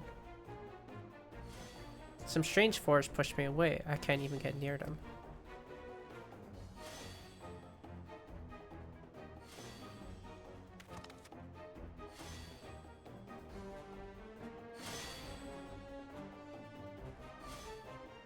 The Steelhawk vessel. Return it once and the stolen goods.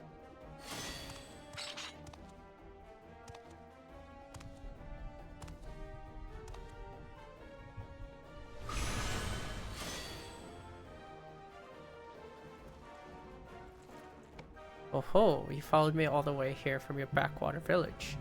Alas, your journey has been for naught. The vessel is mine. I shall to fight will make better use of the artifact than you and your ilk ever could. By the might bestowed upon me, I will become the savior to the oppressed and the destitute. In light of my grand ambitions, the vessel's power would be wasted on the likes of you. If you cannot hunt without it, might I suggest a change of diet? I hear the acorns are delicious at this time of year.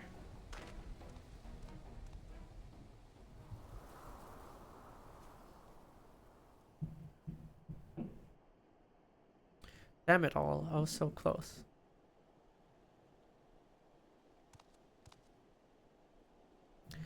But now is not the time for regrets. These two are in need of a healer. I'll see them safely to Rogger's reach.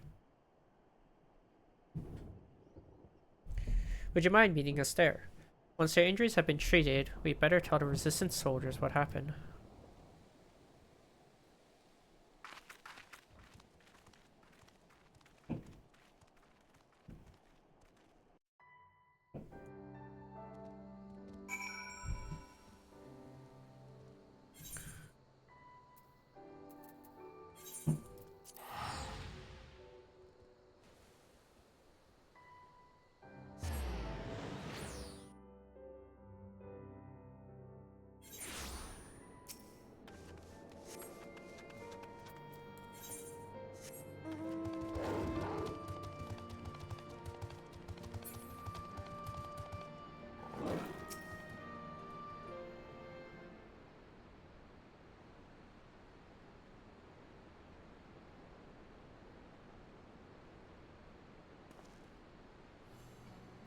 Well, I'm glad we made it to safety without any more trouble.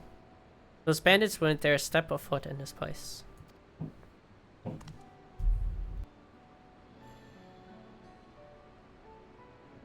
Ah, how rude of me. Never asked your name or how you chanced across us, for that matter.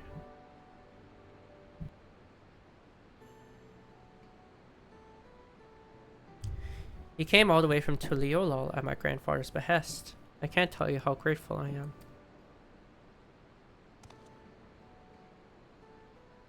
As for the highwaymen, they possess the Steelhawk vessel, a treasure from my village.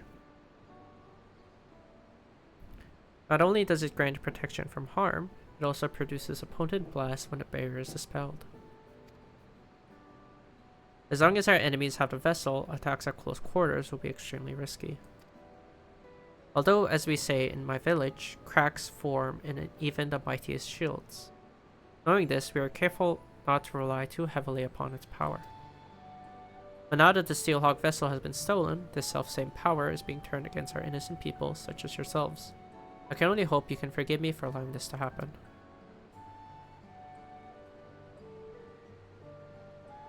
There's nothing to forgive. If anything, we should thank you for coming to our aid. That Shalto fight and his lackeys have a lot to answer for. Indeed, we'll give the resistance our testimonies, and with any luck, the information will go some way to clapping those bandits in irons. I'll go with you. The soldiers here need to be warned about the vessel. No, leave that to us. We'll relay what you've told us, word for word. After all, you'll need to move quickly to have any chance of getting your artifact back. When you catch those robbers, give them one for me.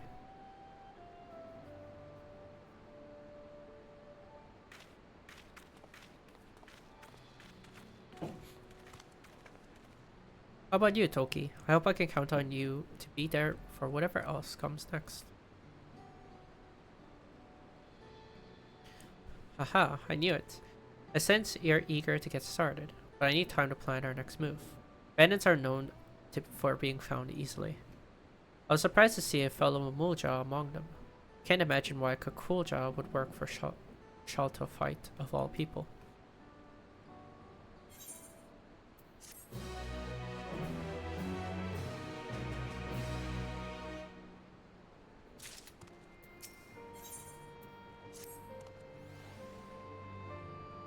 Tulky, I heard something that might help us. One of the soldiers have been contending with the same bandits who stole the vessel.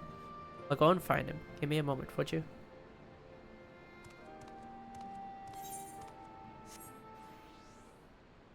Yeah, there's supposed to be gaps between them, but you know, I'm kind of over-leveled past that. Sorry to keep you waiting. Ah, when she told me she'd been sent an assistant, I would never guess it'd be the savior of Alamigo herself. You're something of a local celebrity, I take it. I'd love to hear more about that, but for now, let's concentrate on the matter at hand. Yes, quite. The bandits you've been chasing are behind a spate of recent incidents in Alamigo.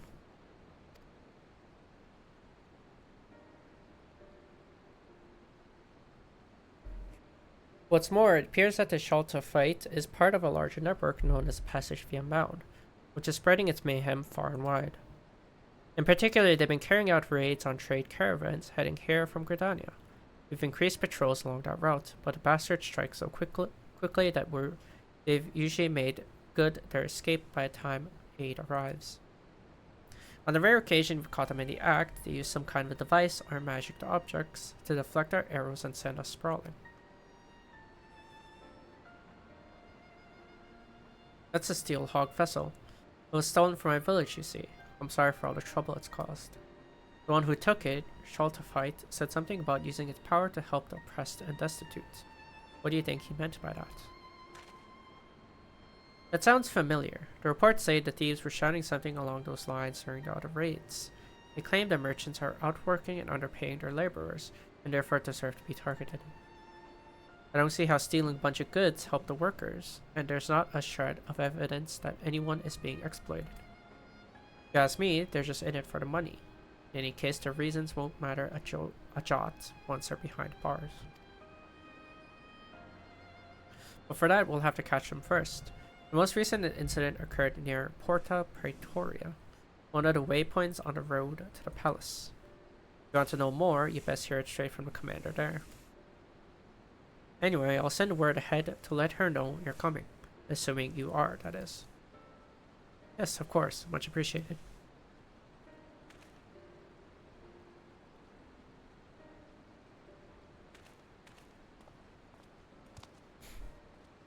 This sounds like a promising lead. The soldiers here were good enough to explain the lie of the land around here, so I shouldn't have any trouble making the journey for myself. I'll see you there.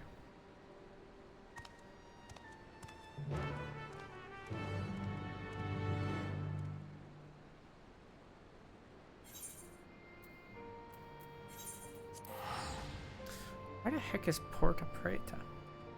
Oh. Oh, the locks. Okay, I know where this is.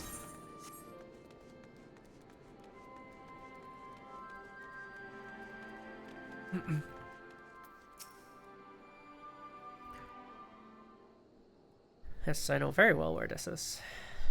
Good, you're both here. My colleagues at the Reach has told me everything.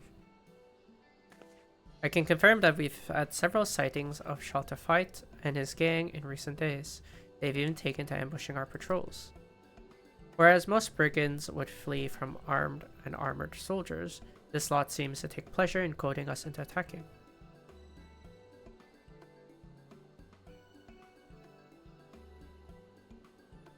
The treasure they carry can make them invulnerable.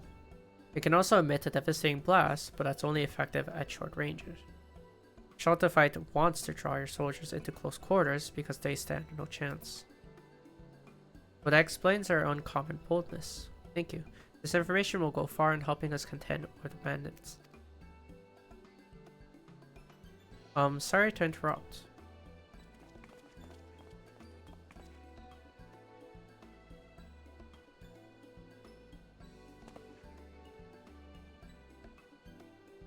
Who might you be?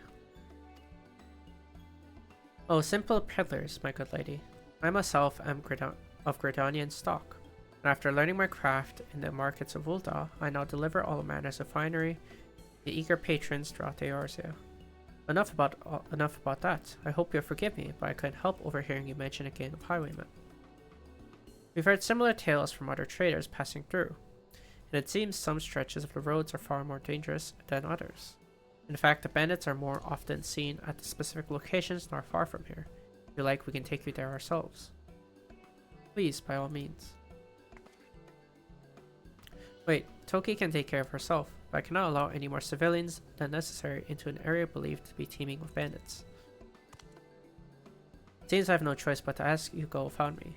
Sorry, but if those highwaymen did turn up, I wouldn't be much good in a fight. While you head off to investigate, I'll see if there's any more information to be had here.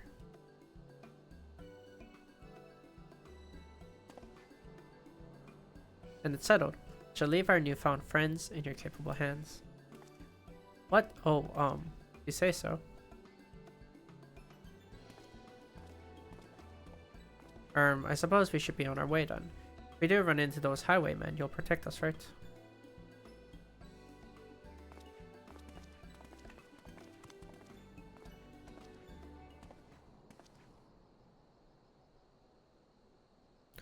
One's headed your way now. You know what to do.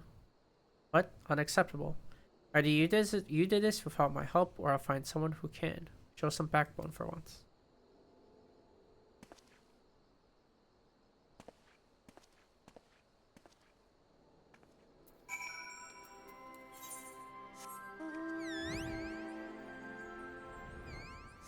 Interesting. Ready to head out.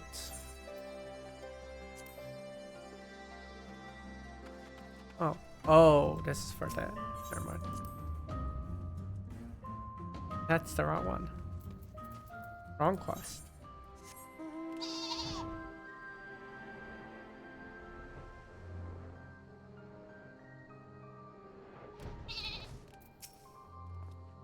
We're almost there. Just on the other side of this gully.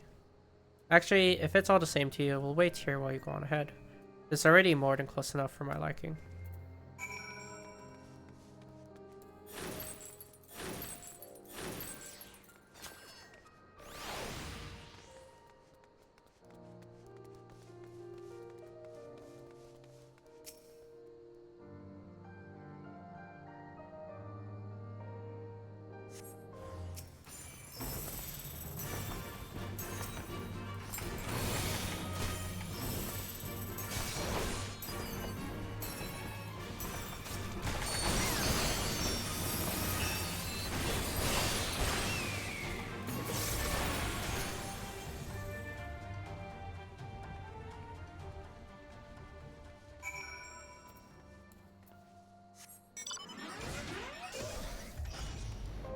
So,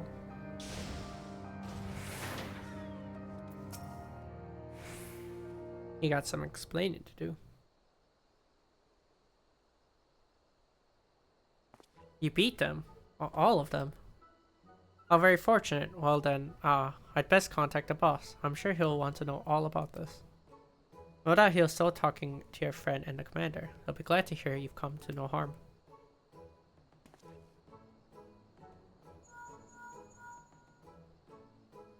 You never guess what, boss. Trounced a lot of them. Ah yes, understood. Not quite sure why, but he said they'll be here in a jiffy.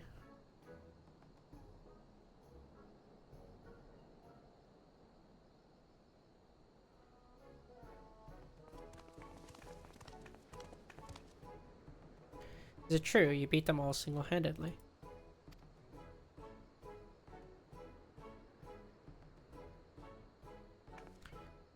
Gods be good. I'm glad you're on our side. Anyway, I'll take it from here. My, very impressive, and how jolly convenient for those villains to appear exactly where we thought they would, too. But above all, I'm glad no one was hurt. Well, no one important, that is.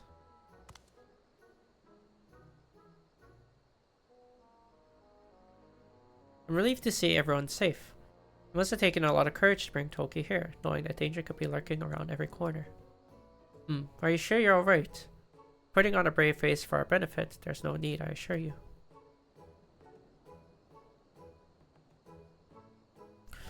Oh no, we're fine. Couldn't be better. Well then, I'd say that's enough excitement for one day. We best continue on our way to Alamegan headquarters. Where's the cell, deals the broker, and that sort of thing. I dare say it will be some time before any ne'er-do-wells have the gall to descend upon this neck of a desert. And as for you, my friends, I advise you not to stray too far from the beaten path. You know what's good for you. Ta-ta.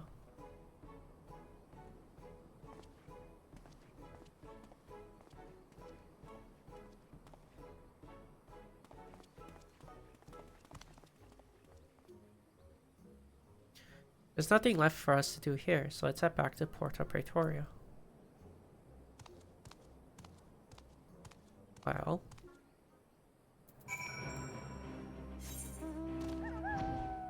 you think they do a better job at knowing who they're fighting, but whatever. Well, that was all very strange. One moment they're helping us apprehend criminals, and the next they're racing off to peddle their wares elsewhere. Merchants certainly are a busy lot, aren't they? Not that I'm complaining, of course. With those suspects in custody, I'm sure the Resistance will be able to wring some valuable information from them. I expect all that wringing will take a while, though. It looks like we've been given an opportunity for a little rest. We've certainly earned it.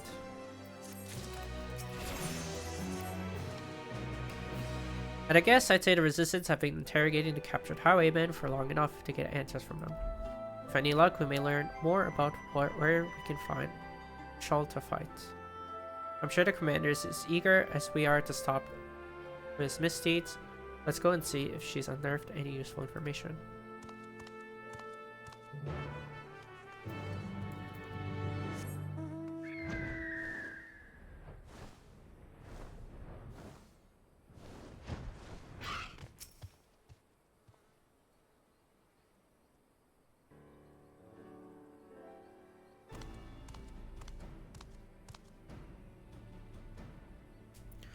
Oh, I was just about to send someone for you. Glad you could save me the bother. I have a favor to ask of you both. I'm going to let the criminals walk free, and I want you to follow him. You see, our questioning has revealed that the bandits are indeed working with Shaltafites. If we cut one of them loose, he might lead us straight to their den. If the mission fails and you're discovered, you may find yourself confronted with an untold number of outlaws. Of course, I considered sending my own men, but I suspect that by now, the bandits know our faces. After Tulky's little display in the gully, I'm sure she alone can handle whatever trouble may come her way. I'll go with her. If this really does lead us to Shaltafite, I need to be there when we can find him. Very well, but if it comes to a fight, you stay behind Tulky, understood? I'll have the suspect brought over now, but remember what I said, stay out of sight until he leaves.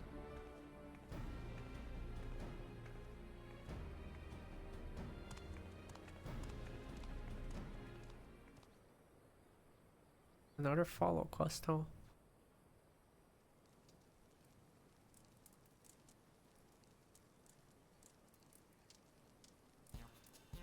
Don't look at me like that. I said I'm sorry, didn't I?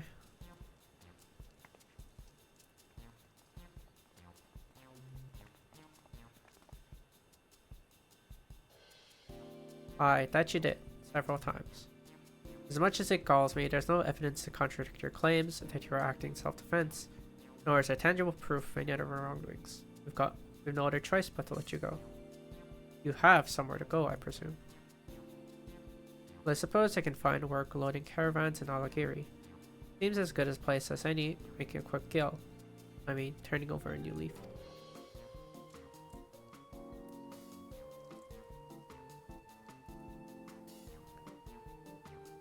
In that case, I'll have you escorted there, but you best keep your nose clean, or we'll come down on you like tons of bricks.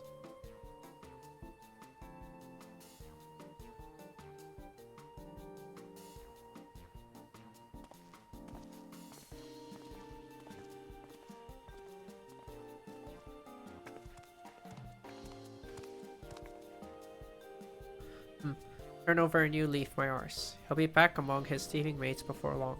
You'll be right there behind him. For now, all we need to know is the location of their den. Do not attempt to approach the suspects.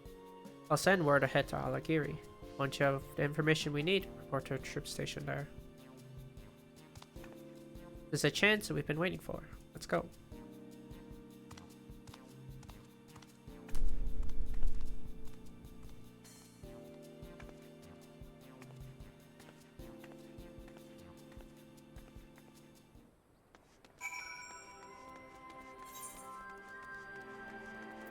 Where'd he go? Oh, that's far.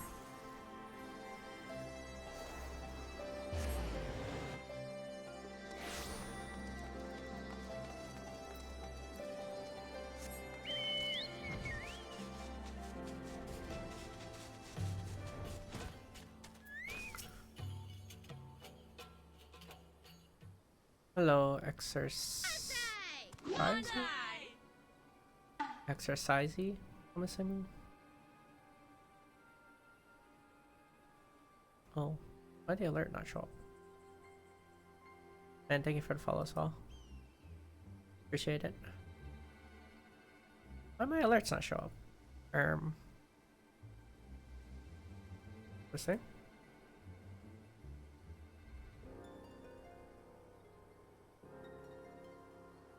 There he is. So much for finding work in Alagiri. He's only just arrived and he's already leaving town. Now comes the tricky part. Keeping our eyes on him and his eyes off us. Stick close, but not too close.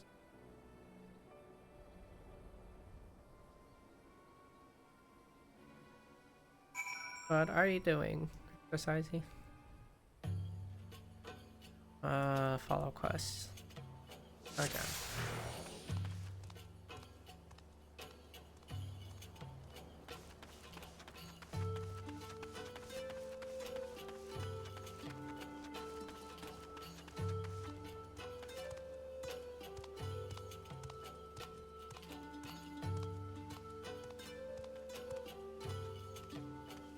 I love how Situlja is just in the open.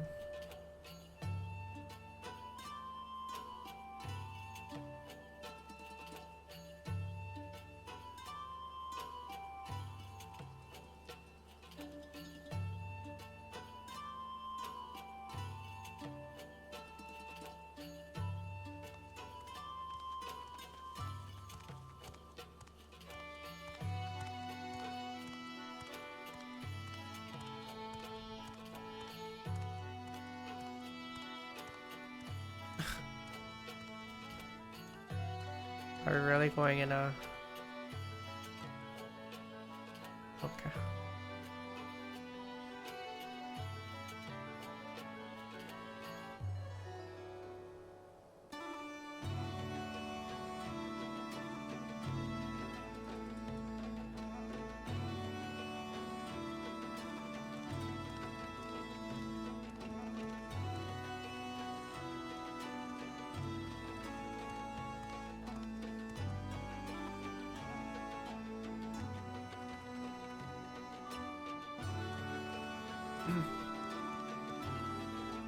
Alright. Does this guy have amnesia or something? Why?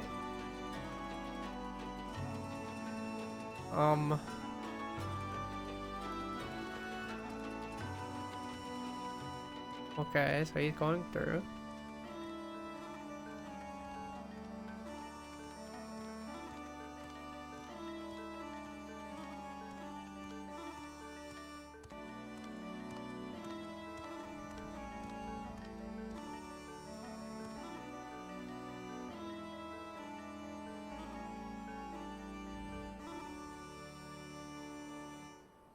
This is the slowest follow quest I've ever...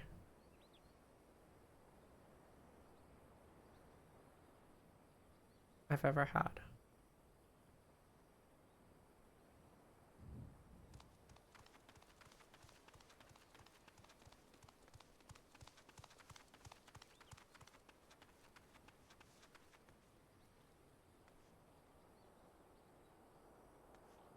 No.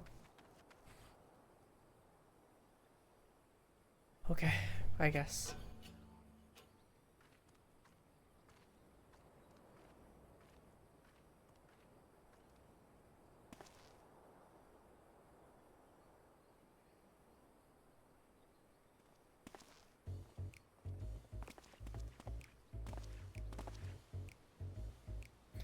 Those are the merchants we met at Porta Praetoria.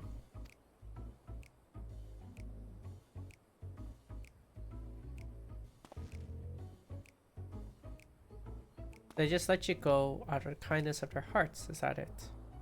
Not only that, but you came crawling straight back here, leading whoever they sent to track you right to our doorstep. I swear no one followed me. Soldiers took me as far as Alagiri, and then went back on the way they came. I made sure there were specks in the distance before I even set foot outside of town. I suppose I have no choice but to take you at your word. Not that it's worth much. Well, now that this charade is at an end, let's change into something a little less drab.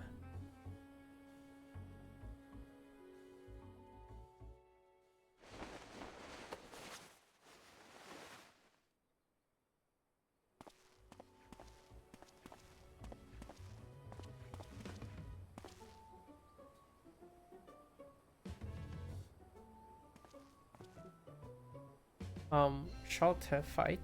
Why did you make us fight that woman without the blessing? She killed a lot of us without breaking a sweat. A mere oversight, that is all.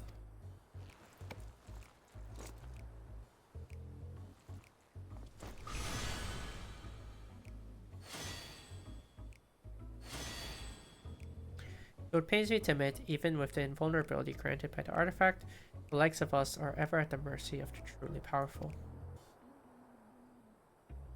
I never expected the Momoja wretch to hire a warrior of such caliber to retrieve the vessel. A pox on those interfering nincompoops. The heck uses the word nincompoop? But the Mulja girl didn't seem a bad sort. Naive, maybe, but it's plain that her heart's in the right place.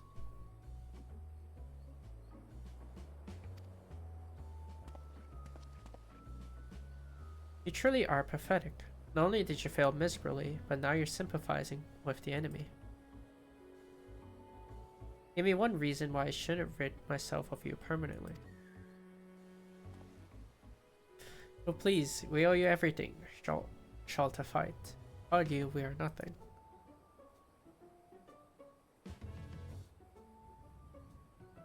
We were all in on this from the beginning, with Shalta fight pulling the strings. This is how he treats his friends. I imagine what he'd do to his enemies.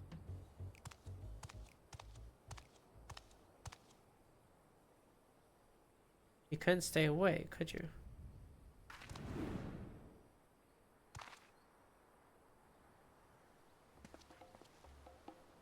What imbecile, you let them write to us.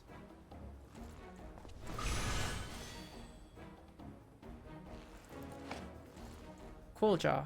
Eliminate these vermin.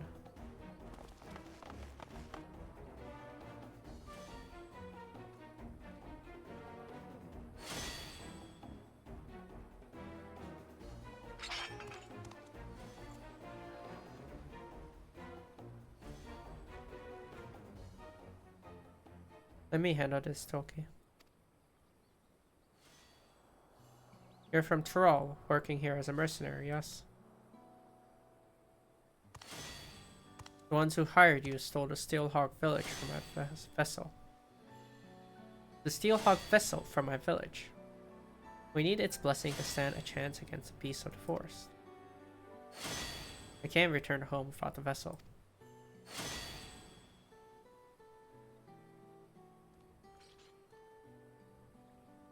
Either you return home empty-handed or you won't be returning at all. I'd rather not harm a fellow Tyroli. So get out of here before I change my mind. I bought enough time by listening to your blathering. Don't let me catch you sniffing around our tails.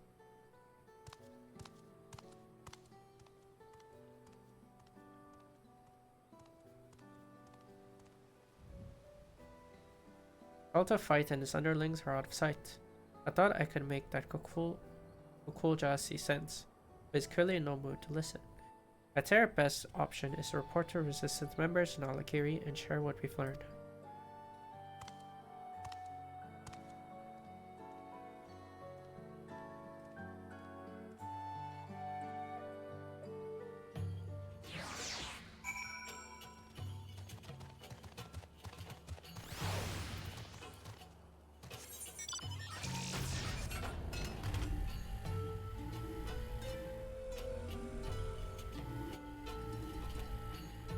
Well,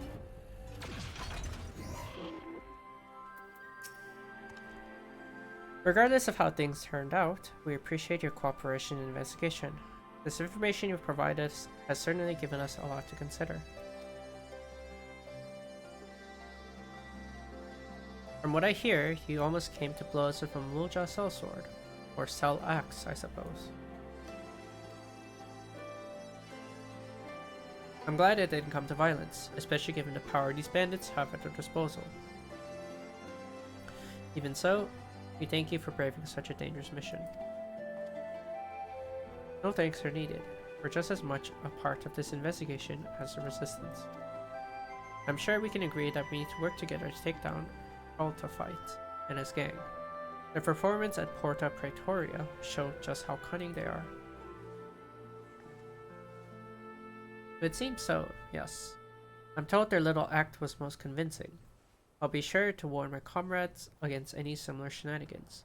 As for the two of you, be careful out there.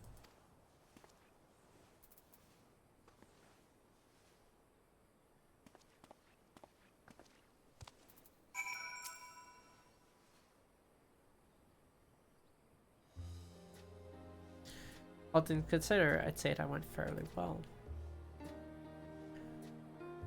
Alta Fight used the same trick as the time he came to my village, namely posing as a simple trader when he in fact a dastardly thief.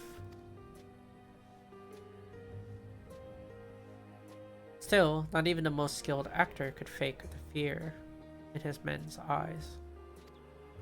It appears that Shaltified has complete control over them, and they are powerless to resist. The only one who didn't seem afraid of him is Gokul Ja. He even let us go when he had no obligation to do so. I think that if we had the chance to talk, we might find some common ground.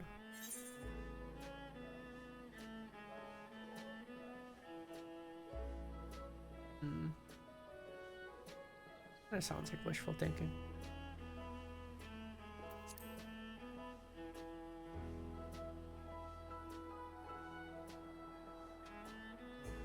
Perhaps you're right, but I'm not ready to give up just yet.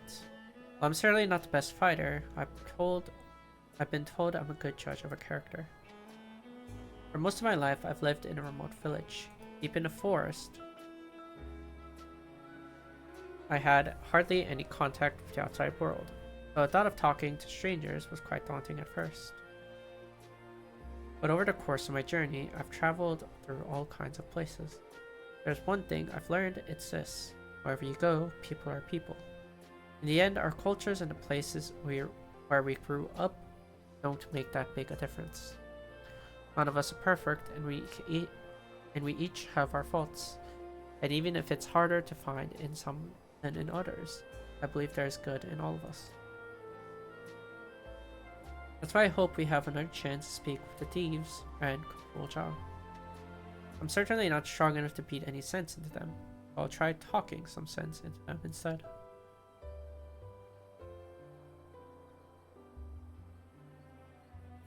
Having said, well, all that, I can't help even feel a shred of goodness in that Shalta fight. Maybe I'm not looking hard enough, or perhaps violence is the only language he understands. Things might get a little rough before he's willing to listen. Anyway, we can save him for last. I'll try thinking of a way to reach out to the other members of the gang. Give me a little time, would you?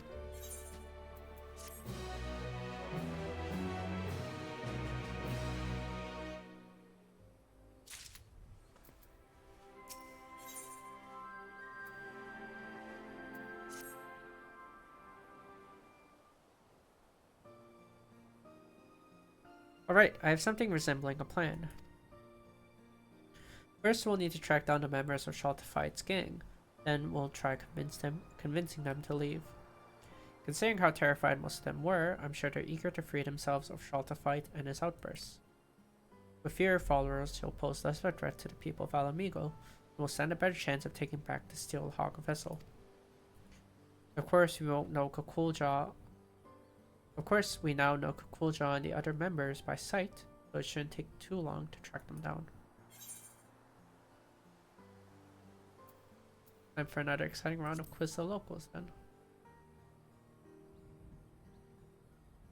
Rest assured, I'm already a step ahead of you. Besides, if your role is to fend off bandits and the like, mine should be to gather information and whatnot. Does that sound fair to you? As it happens, our resistant friend stationed here has some interesting news to share. Apparently the two men posing as merchants that we met before were spotted nearby, engaging in trade and conversing with caravan owners. All to nefarious ends, no doubt. They were last seen in a place called Alagana, so we should head over there right away. One has a beard and the other has blue eyes, assuming they haven't changed their disguises. They should be fairly easy to find.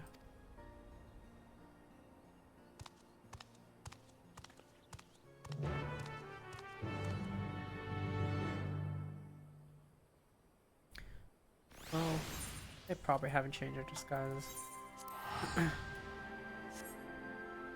Really are traveling all around these places.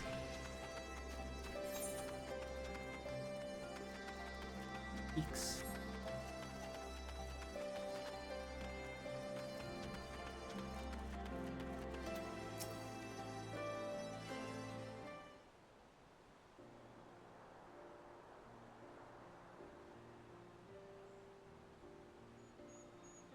Ah, good work, Tulky.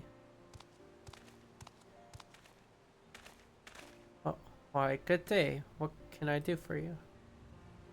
You can start by dropping the affable merchant act. It's nothing but a front for a real line of work. Save me shall to fight.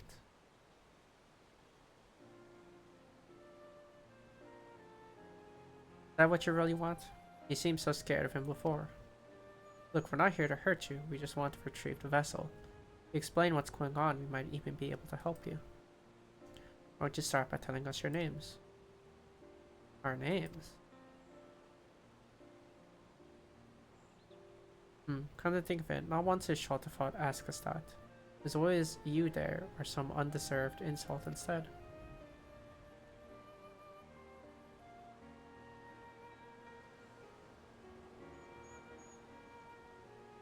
I'm Avenel, and this here is Pepin.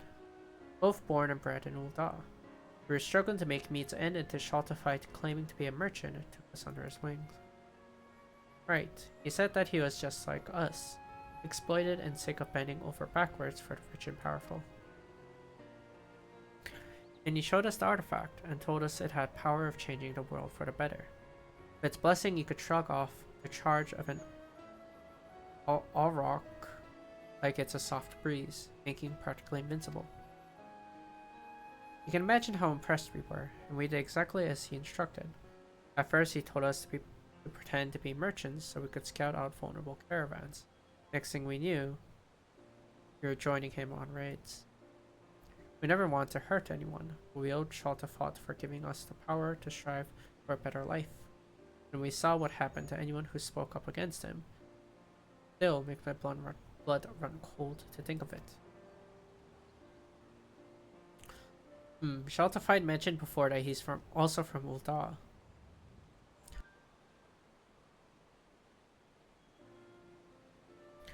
Assuming he was telling the truth, that is. It seems to me his gang mostly formed of people from a similar background. But what about Kukulja? He's a mercenary, correct? Yes. Hired by Shaltafat. He's so skilled that I doubt he even needs the blessing. Normally he keeps to himself, but he once told me about his homeland, an ocean away.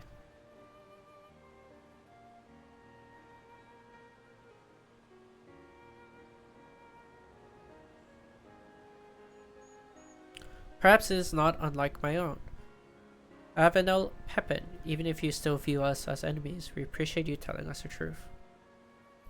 No, we're the ones who should thank you. You've shown us more kindness than Shaltafat ever has.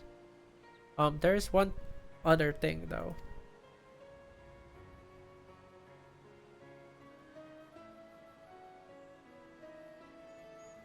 Although you know about the crimes we've been party to, could you give us some time to straighten things out? Once this is all over, we'll turn ourselves in, I promise.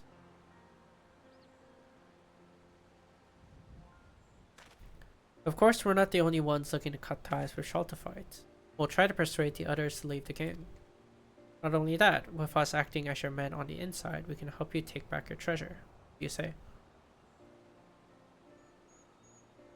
That plan might just work. Count us in. We'll tell the resistant soldiers to hold off for now, and give you the chance to put things right. You won't regret this. We'll return to the den and talk to the others. Until next we meet, be careful.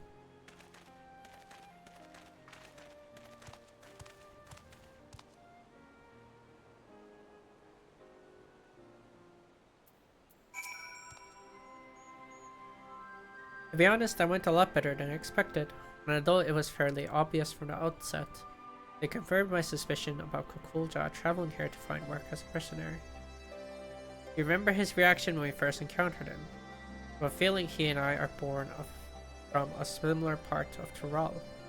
He was surprised to see someone like me here in Eorzea.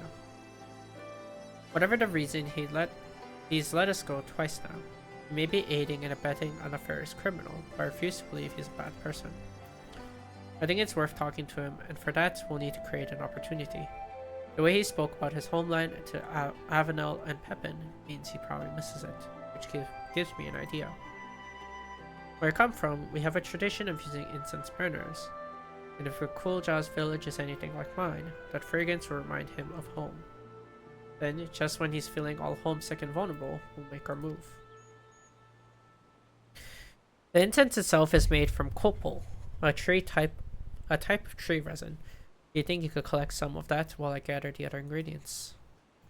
I actually came up with this idea in Alakiri and asked our resistance associate where we might find copal. Good news is there should be some in a place called the Last Forest. Bad news is its smell attracts all sort of horrible creatures, so try not to get eaten.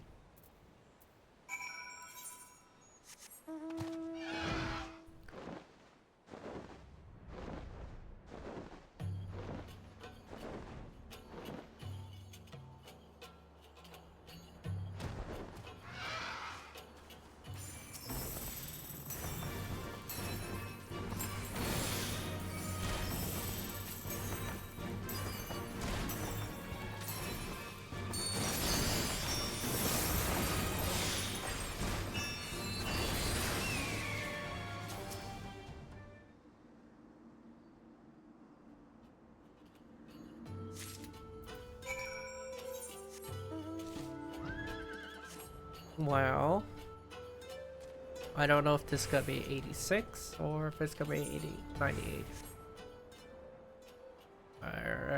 Maybe this continues on more. Not sure. We'll see. It's that copal I smell. I think it will continue on to this quest. Oh my, it is quite defined. Once I mix this with the other ingredients, we'll have a batch of traditional incense ready for burning.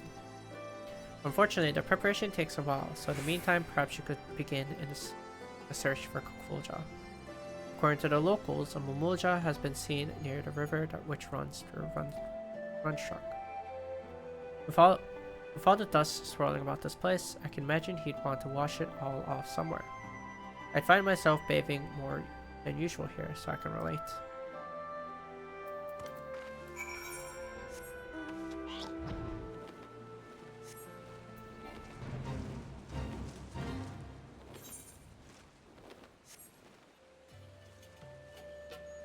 Ready for a raid here?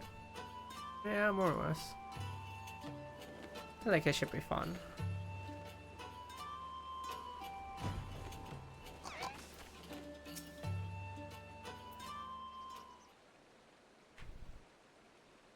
What about you? What are you doing here?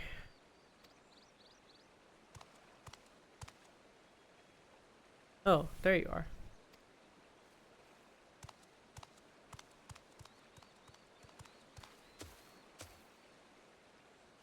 Here, I have a present for you. It's an incense burner. The metal case is an old one I happen to have with me. I made the incense from fresh ingredients, including copal that Tulky collected. Why not try lighting it? I'm sure the aroma will bring back pleasant memories of home.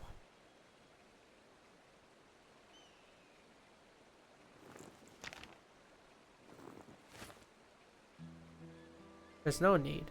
I'd recognize that smell anywhere. But as much as I long to return home, I'd rather not be reminded of what I left behind. What I might never see again. As things stand, I have no choice but to continue working as Schultefite's mercenary, no matter what crimes he commits. But why? The fare for a ship back to Tural is enough to buy a mansion here in Eorzea. At least that's what Schultefite told me. He said that if I serve him loyally, he'd cover the cost of my journey home. Hold on a moment. Really, that can't be right. People rich and poor travel from Eorzea to Leolal all the time. Well, since I'm unfamiliar with the local customs for negotiations and such, Schultefite offered to speak with the ship's owner in my stead. Compared to the journey from Tural to Eorzea, traveling the opposite direction is far more perilous due to weather conditions and so forth. Were it not for Schultefite's skill at the bargaining table, the price would have been even higher, or so he said.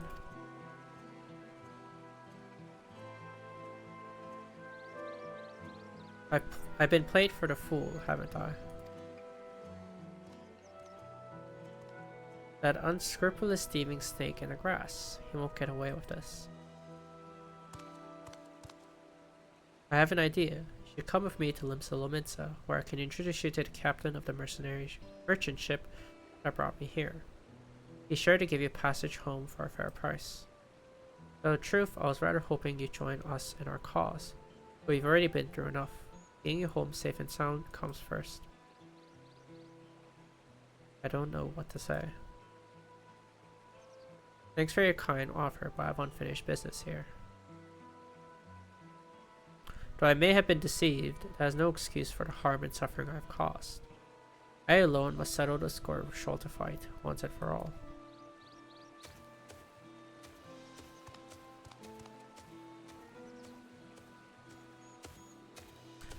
Whenever you're ready, the offer still stands. It's a pity we couldn't join forces, but he's gotta do his own things his own way, I suppose. In any case, let's head back to Alagiri.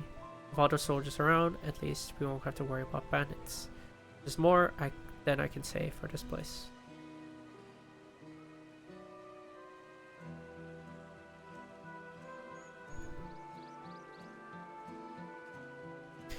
Yeah, we're not alarm clocking, so you have fun with that.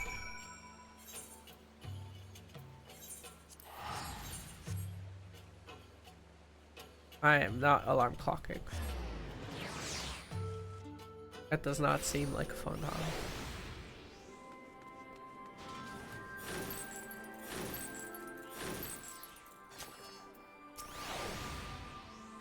You know, Kokolja isn't at all like his first impression suggested.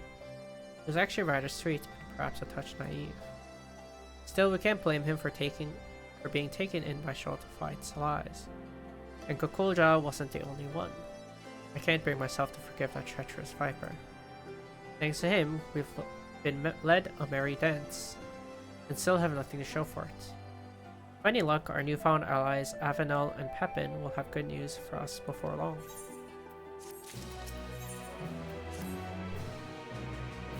You'll never guess what. Someone I've never met before handed me a letter, who said they were asked to deliver it by an entirely different person. There's no telling who that message was originally from. As I'm accustomed to, well, everything around here, I can't tell if this letter should be taken at face value, or if there's some hidden meaning. Perhaps you could take a look.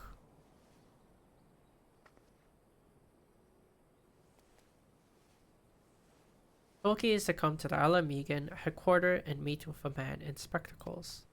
He must arrive incognito. The instructions are clear enough, but even so, this is suspicious as month-old milk. On the other hand, it could be from Avenel and Pepin. While this smells like a trap, we don't have any better leads. I think we should do as the letter instructs. But proceed with utmost caution. Reach you there. They're really just having us travel. It's fun when you go into it not knowing anything. I mean, you're not wrong, but it's also not viable for everyone to do that. Above work. Like, that's not viable for a lot of us to do. Knowing that you're here, it's time to get you into a disguise. As for me, even the most elaborate costume in the world will do little to keep me hidden in a place like this. I'll stick to the shadows and watch from a safe distance. I take the liberty of picking your outfit for the occasion. Let's hope it fits, eh? The sash and strap are a bit tricky to get right, so if they come undone and your disguise falls apart, just come back to me and I'll help you get dressed again. Okay, so in the glamour. Yeah. Not the worst glamour, honestly. Alright, actually.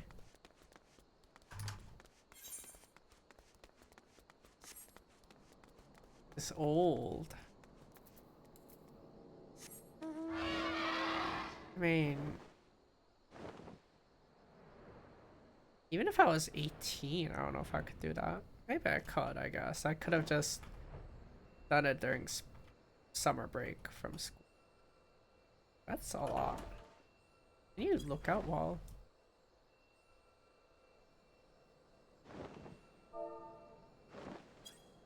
Are they straight too far from the vista? I have to jump on it?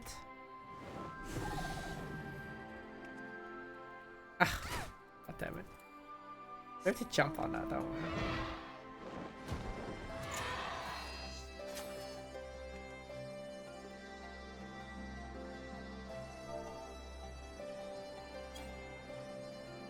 Oh, you can't do it while wearing a guise. This game sucks. You must be Tulky, correct? I'm pleased to make your acquaintance. Our mutual friend Avenel sends his regards. Like him and I, several others are resolved to make a clean break and free ourselves of Shaltafite for good. You and the Momoja girl have done us a great service by giving us a chance to put things right before reporting us to the resistance. Now to the matter at hand. No doubt you're wondering why we must resort to such convoluted means to meet with you. Simply put, it is to avoid arousing the suspicions of Shaltafite and those still loyal to him.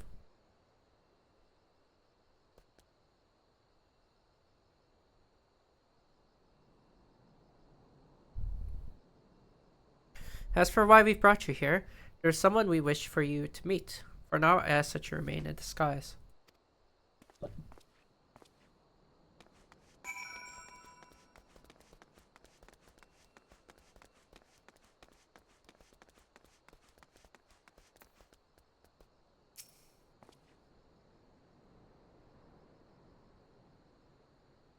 Your cooperation is appreciated. One moment, please.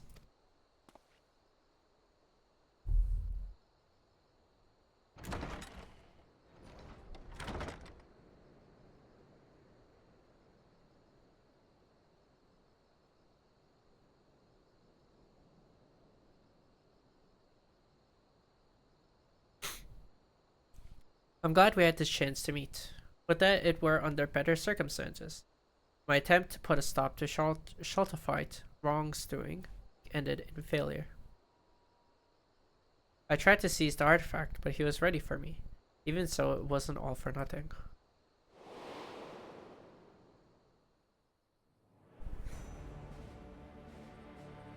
Thank you all for joining me, in spite of the ever-watchful eye of the Resistance. Yes, Magitek. The time has come to initiate the next phase of my master plan. Until recently, we have concentrated our efforts on liberating wares from hapless merchants, but this was all in service for something greater.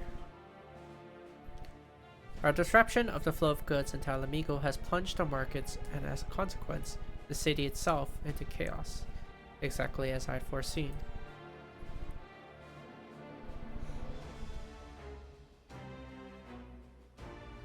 No longer will be forced to crawl through the mud and lick the boots of the rich and privileged. We shall cast down the oppressors. They will suffer as we have. The meager shall inherit this land, down with the old order.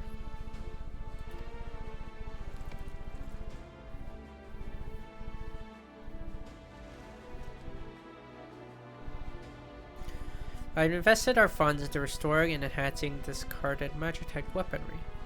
Now nothing can stop us from taking over Alamigo.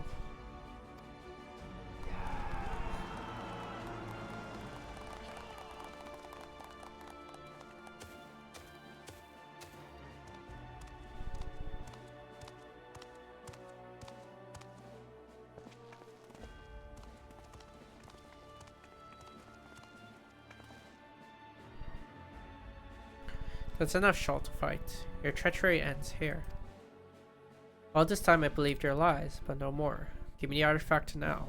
It belongs to Setwolja and her people.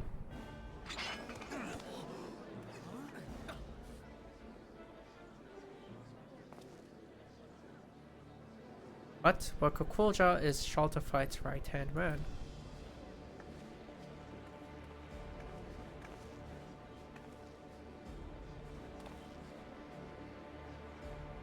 Silence. Look at this wretched soul. The Momoja girl has turned him against me, his one and only benefactor. Be warned, should enemies side with the traitor, no longer shall you bask in the artifact's blessing. Now seize him or face the consequences.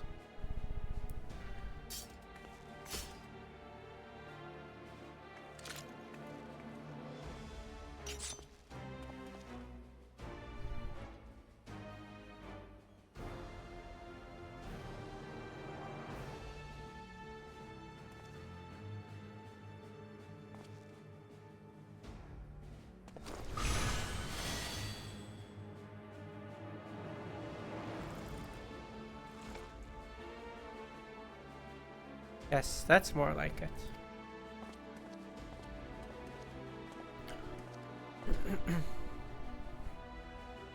Any further interference could place my entire plan in jeopardy. I must act without delay.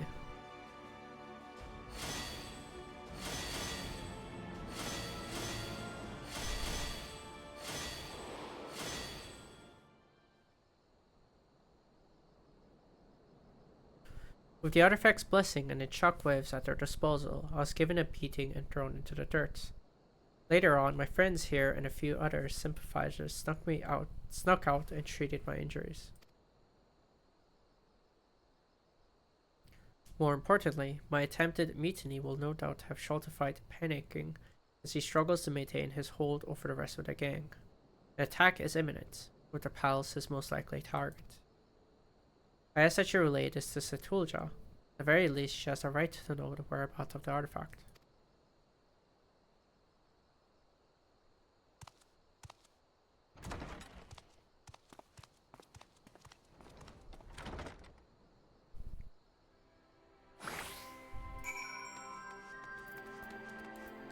Okay, let's attempt this again, I guess.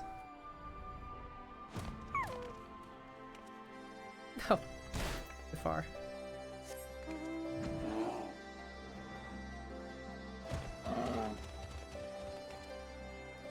Oh. And I knew I would get it again after doing it once.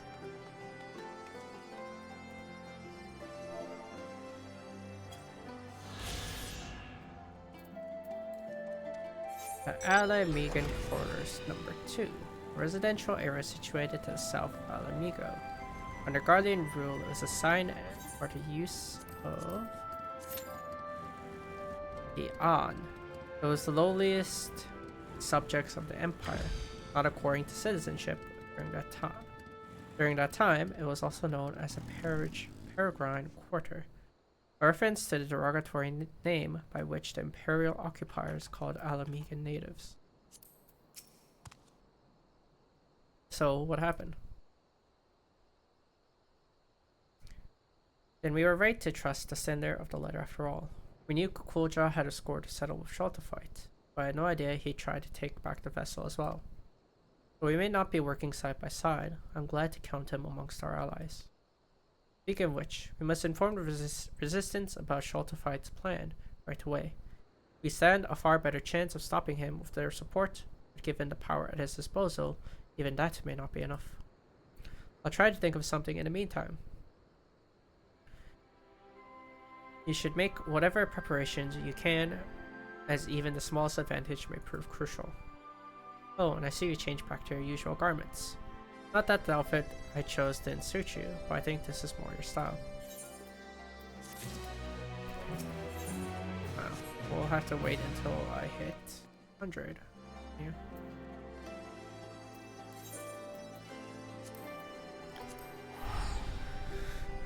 So let's just do fates while waiting for dungeons. Oh.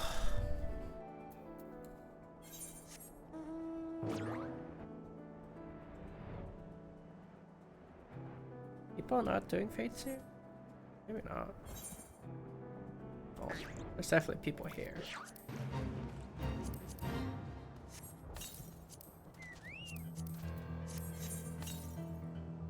Where they are, I'm not quite sure. That's a lot.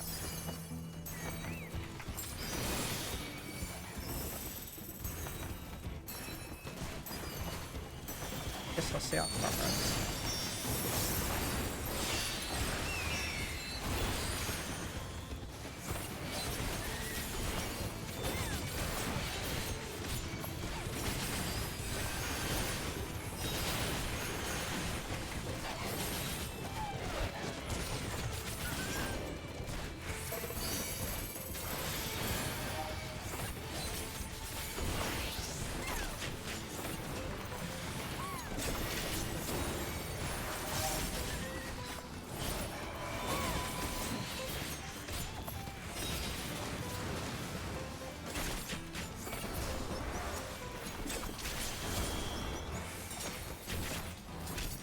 Yeah, I don't know where they are. There's definitely people in this area.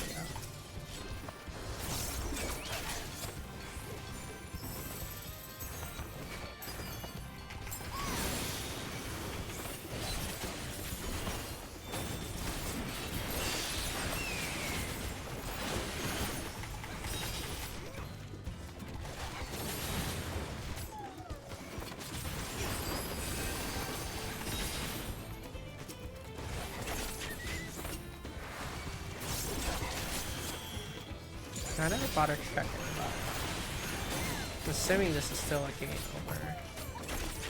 Anyway. Nice.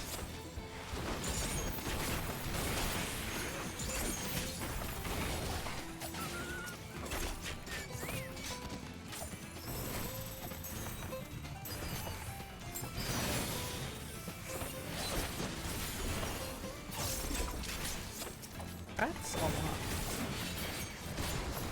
I don't know if I can AoE all that down in time.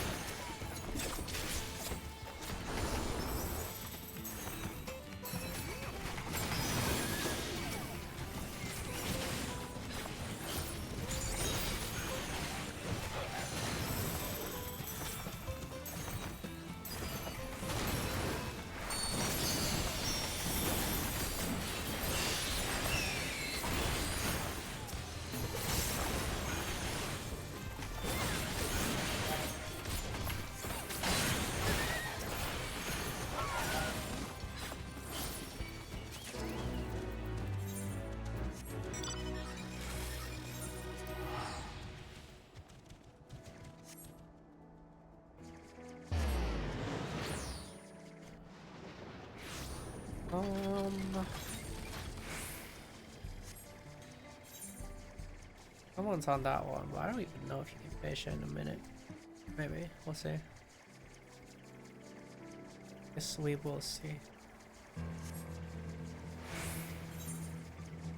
Minute 20 to 70 something %.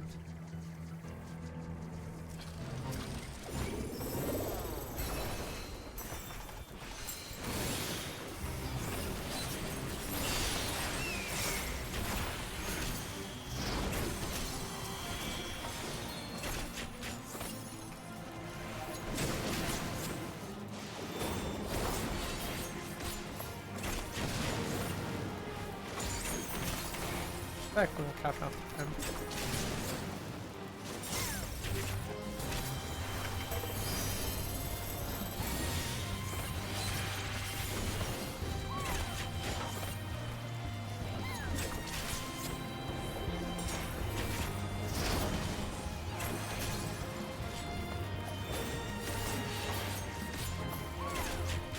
Yeah, there's two healers in this one.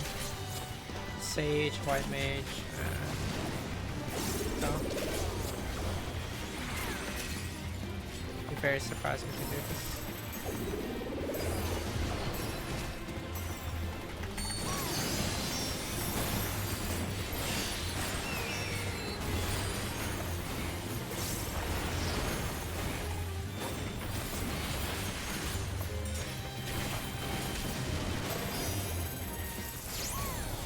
Yeah, that's what I thought. I'd have been very, very surprised if we were able to do that.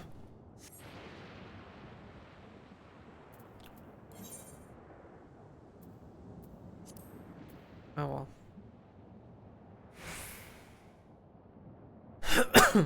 Nothing gained, nothing lost. Okay.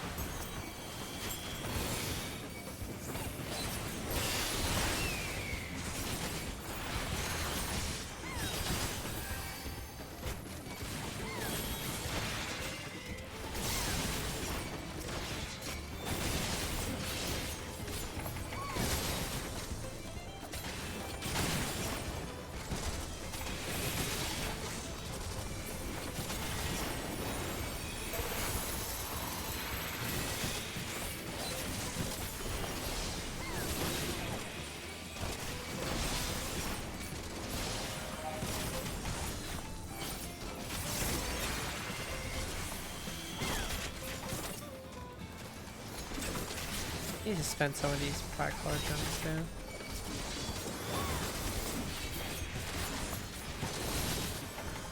I'm not quite sure what crafting material stuff we need.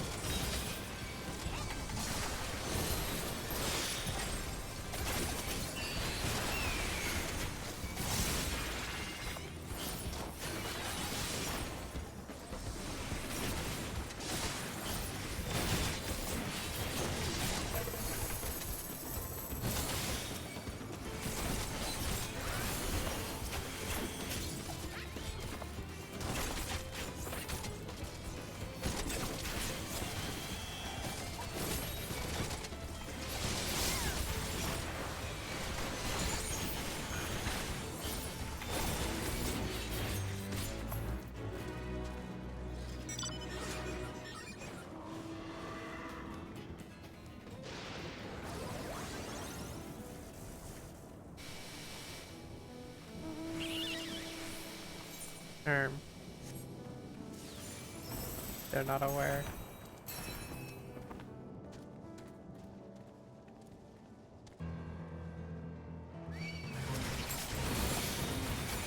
Not aware that there's a second. Ow, ow, ow, ow, ow. Actually, that's blocked. That hurt too much. Ow. I may have aggroed too many. How?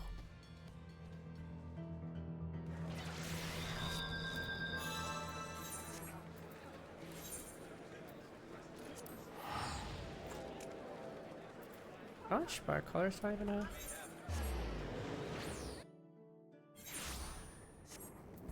Almost 1500. I don't know what I need to spend it on.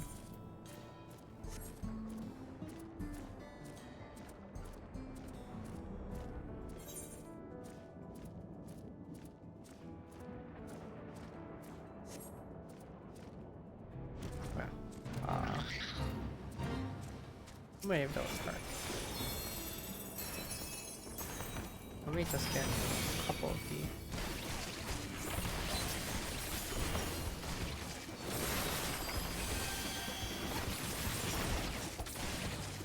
Dude, even this hurts.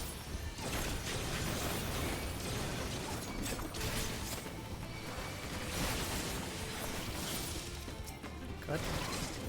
Even these hurt. Oh my god.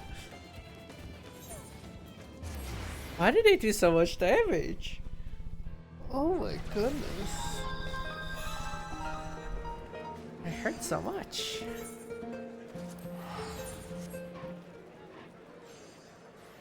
I don't feel like they should be doing that much damage. Also just appearing still. They do a lot more damage than they should. I also should change my chocobo to just heal. I think that would be very helpful.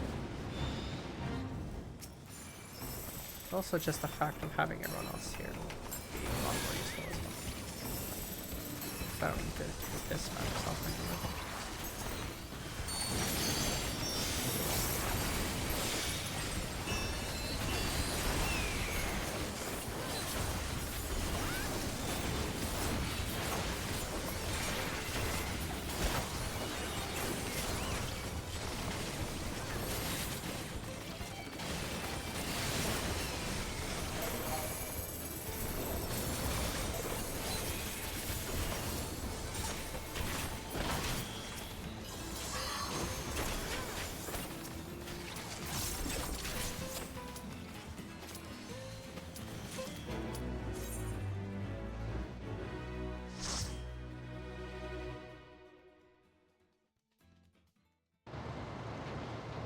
No.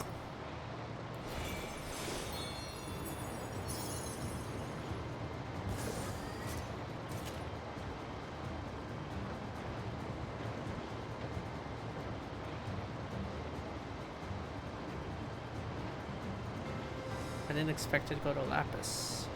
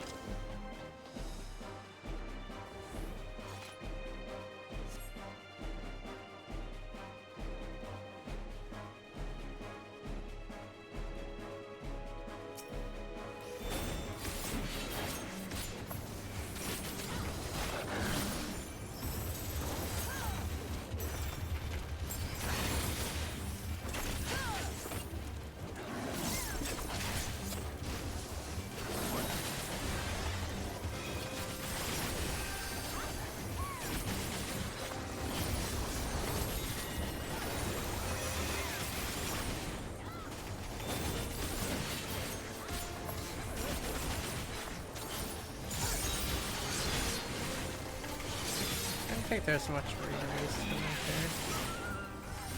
there. I'm gonna die by the time like 5 seconds ago.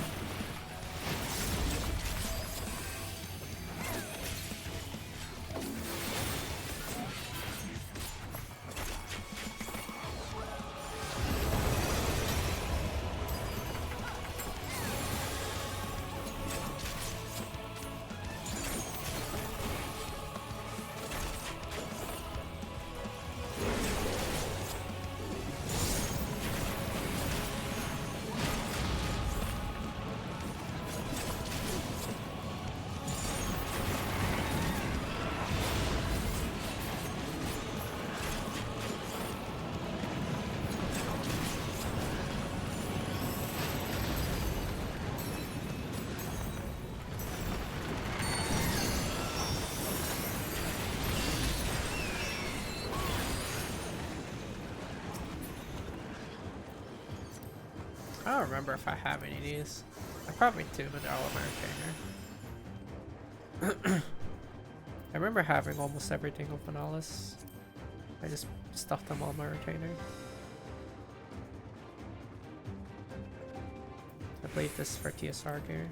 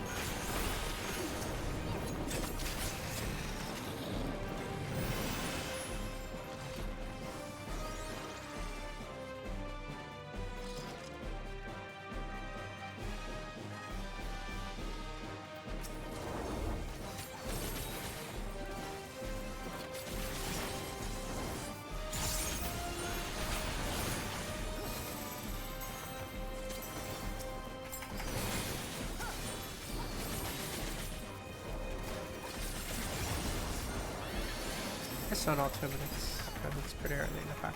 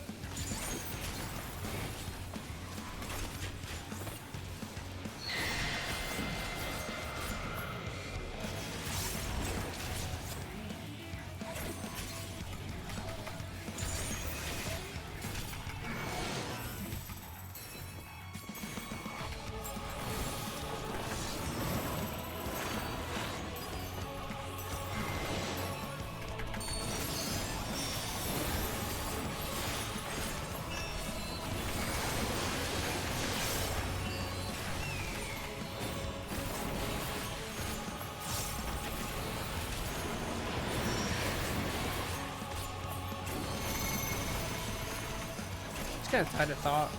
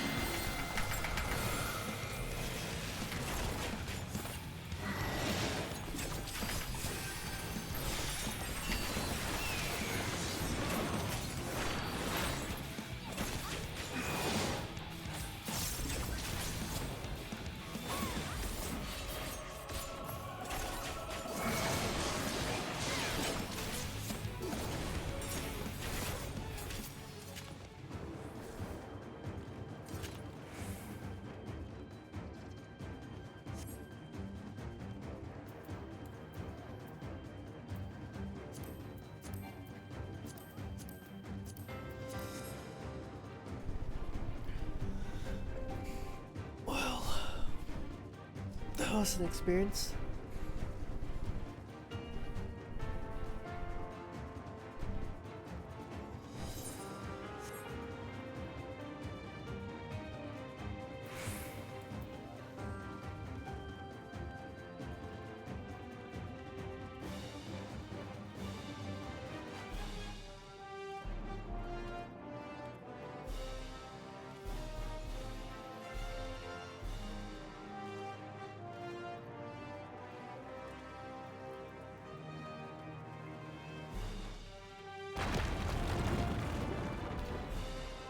Okay. I guess the DPS just doesn't want to play. Very cool.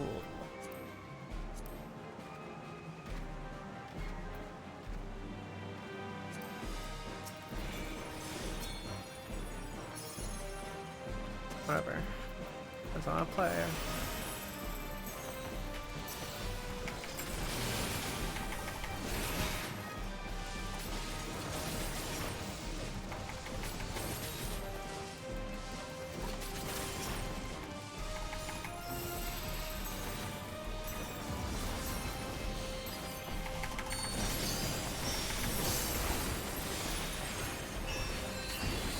That was a mistake.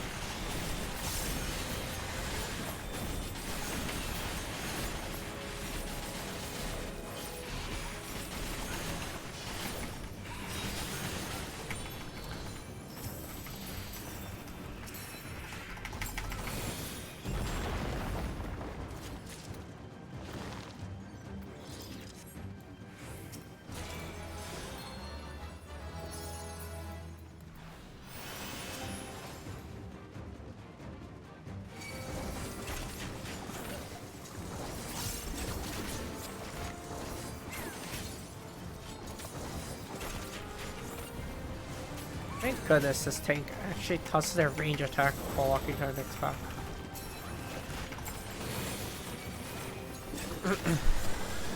I don't know why tanks don't do that.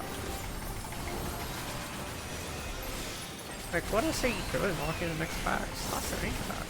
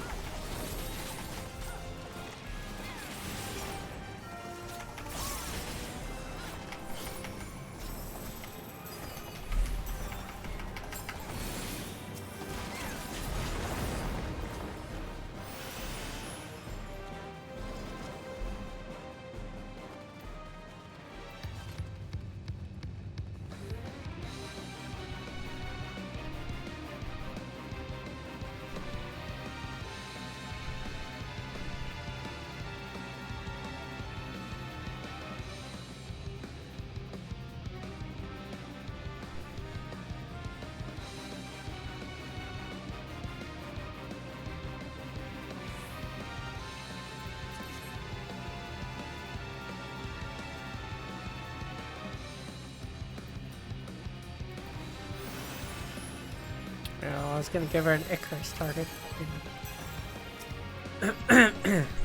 Guess not.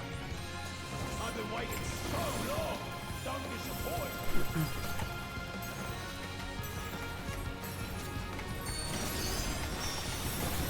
Brace yourself.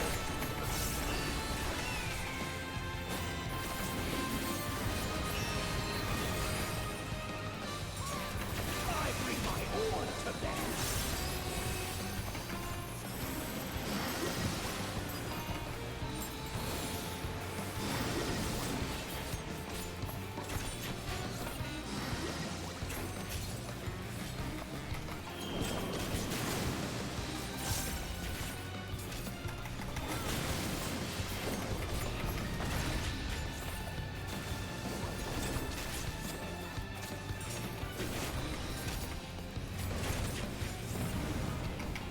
Drink me the blackest terror!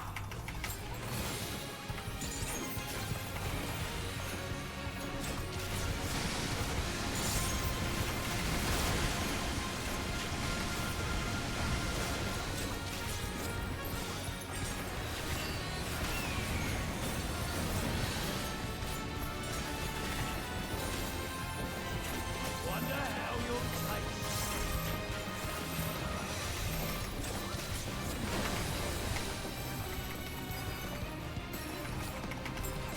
Battle the soul with the appetite. Wasting too much of my time.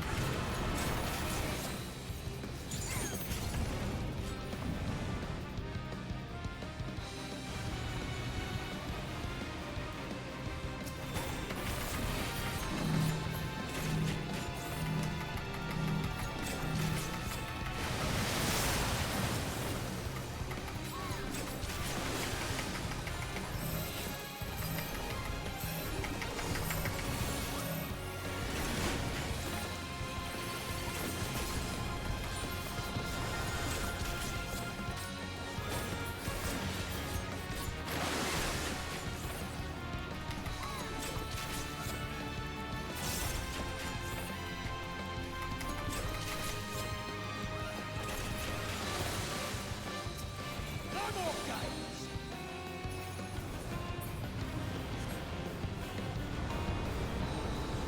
Big swallow on the tide.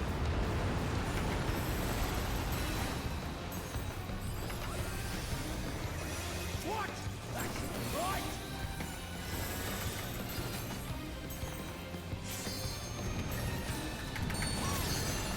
How do you like that?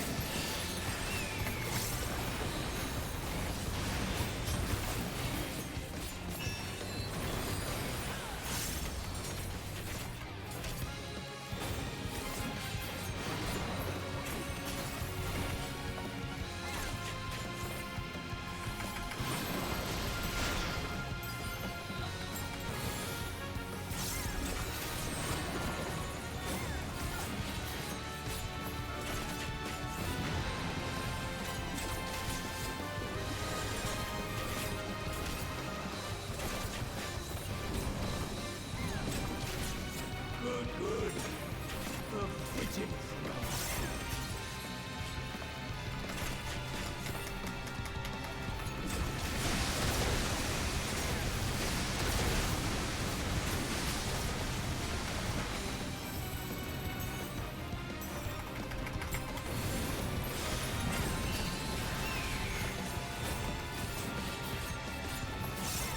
Why are you still alive?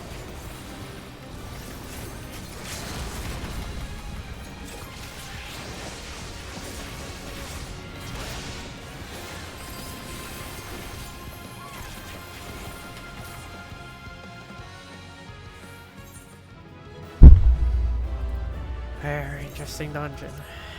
That was a lot more effort than it should have been. I'm being quite honest. Should not have been that much effort to do that.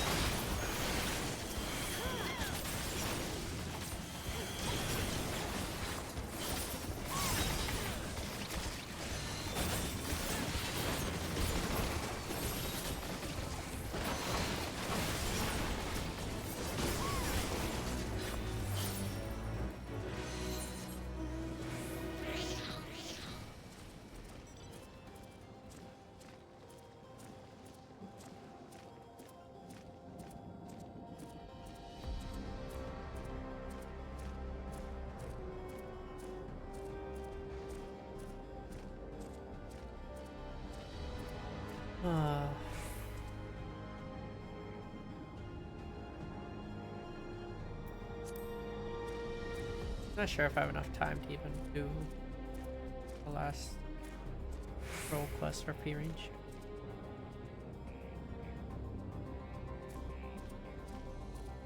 Maybe I do.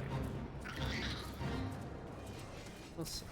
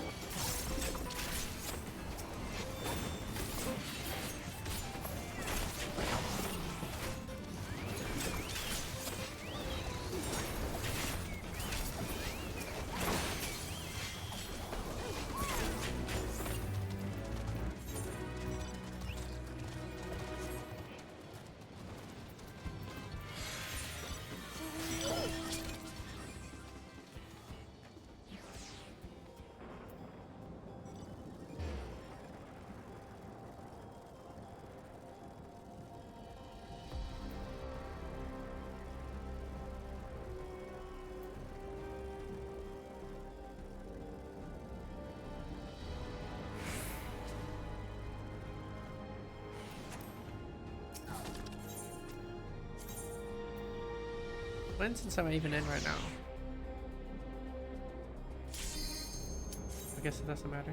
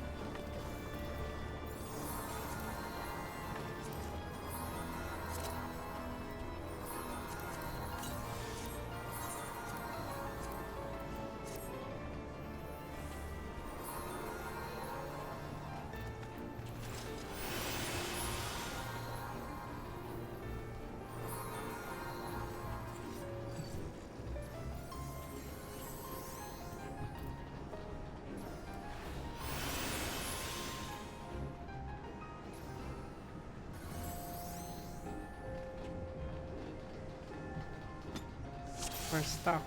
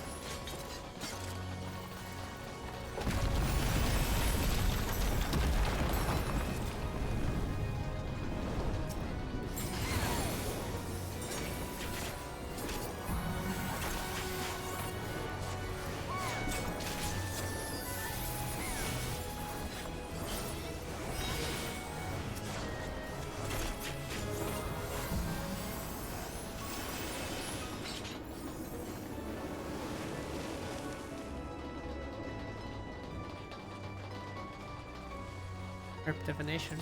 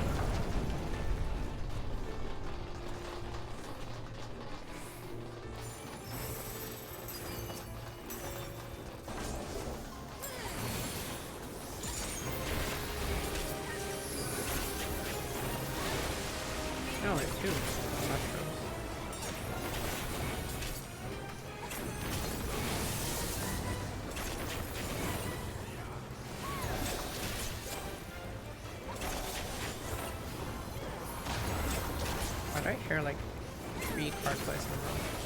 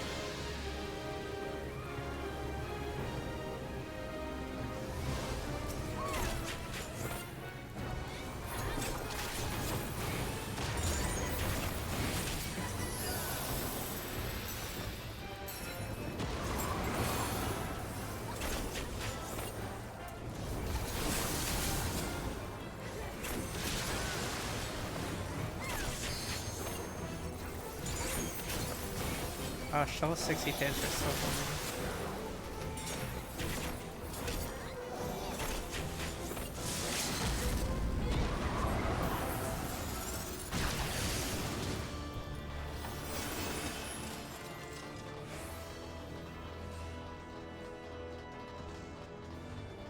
I fall asleep playing level 60 dancer.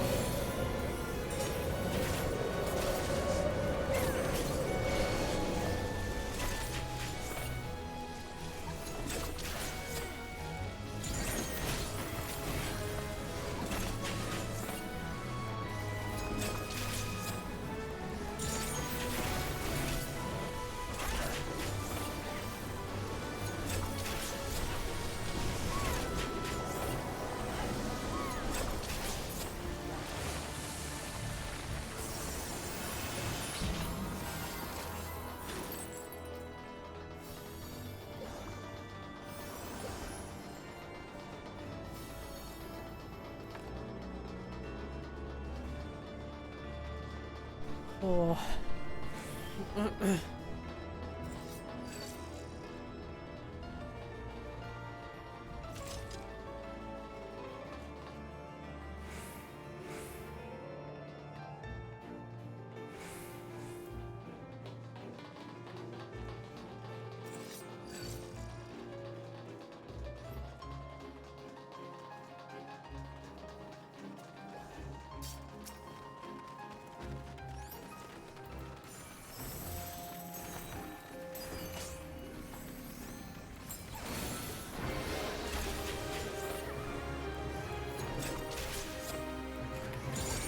Forget which have to actually hit.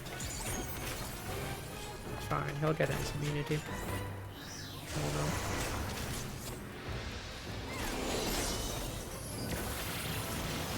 There we go.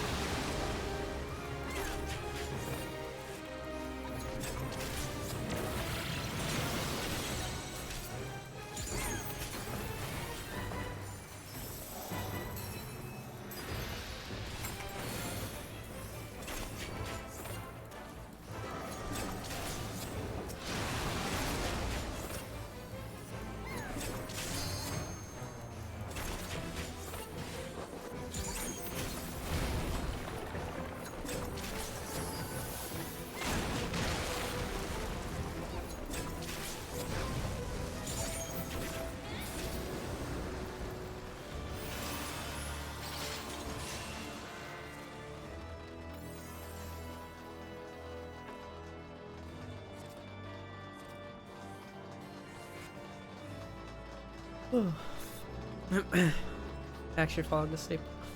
Goddamn.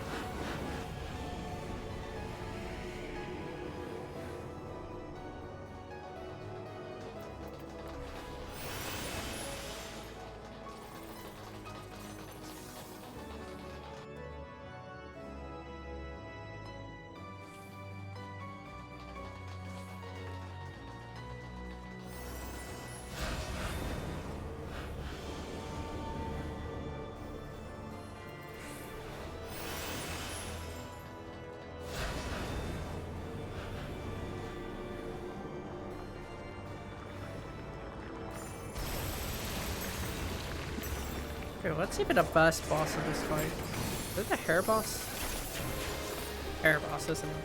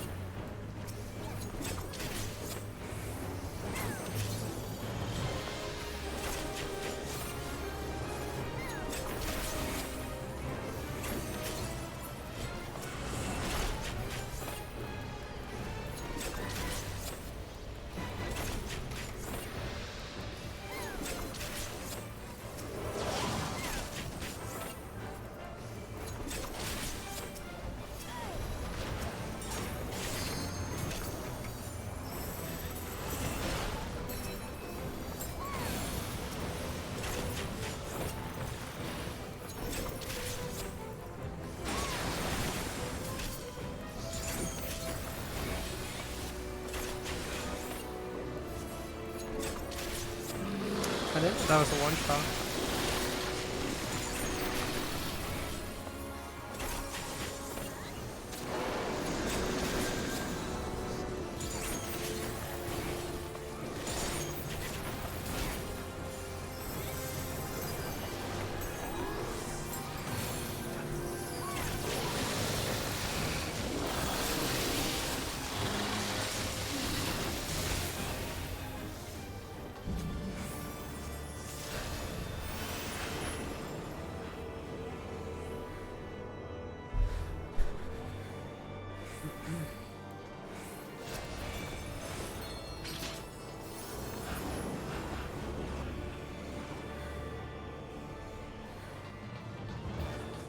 Oh, right, it's not the hair boss, it's this guy.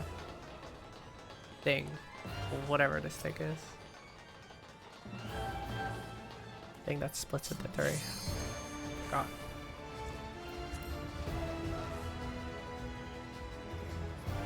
Oh.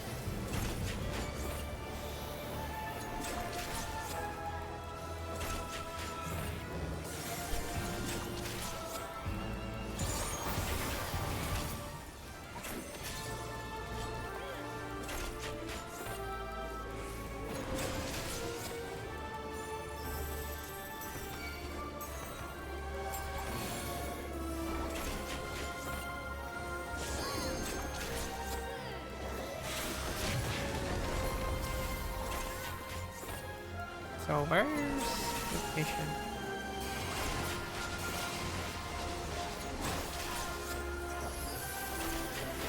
There we go.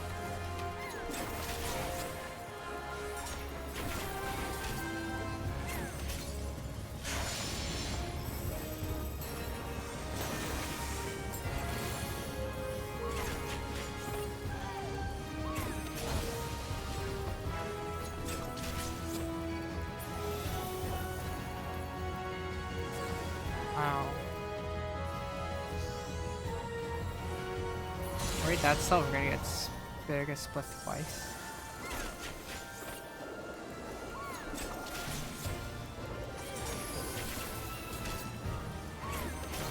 Oh wait, right? We're not that sorry.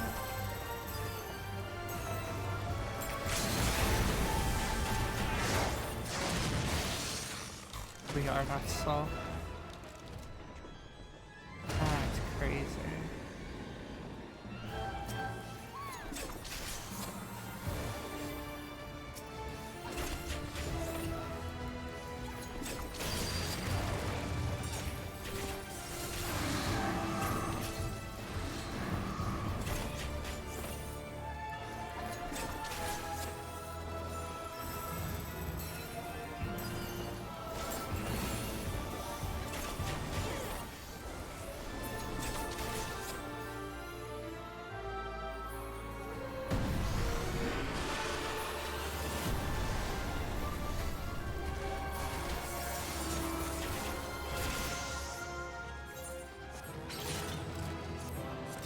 Anyway.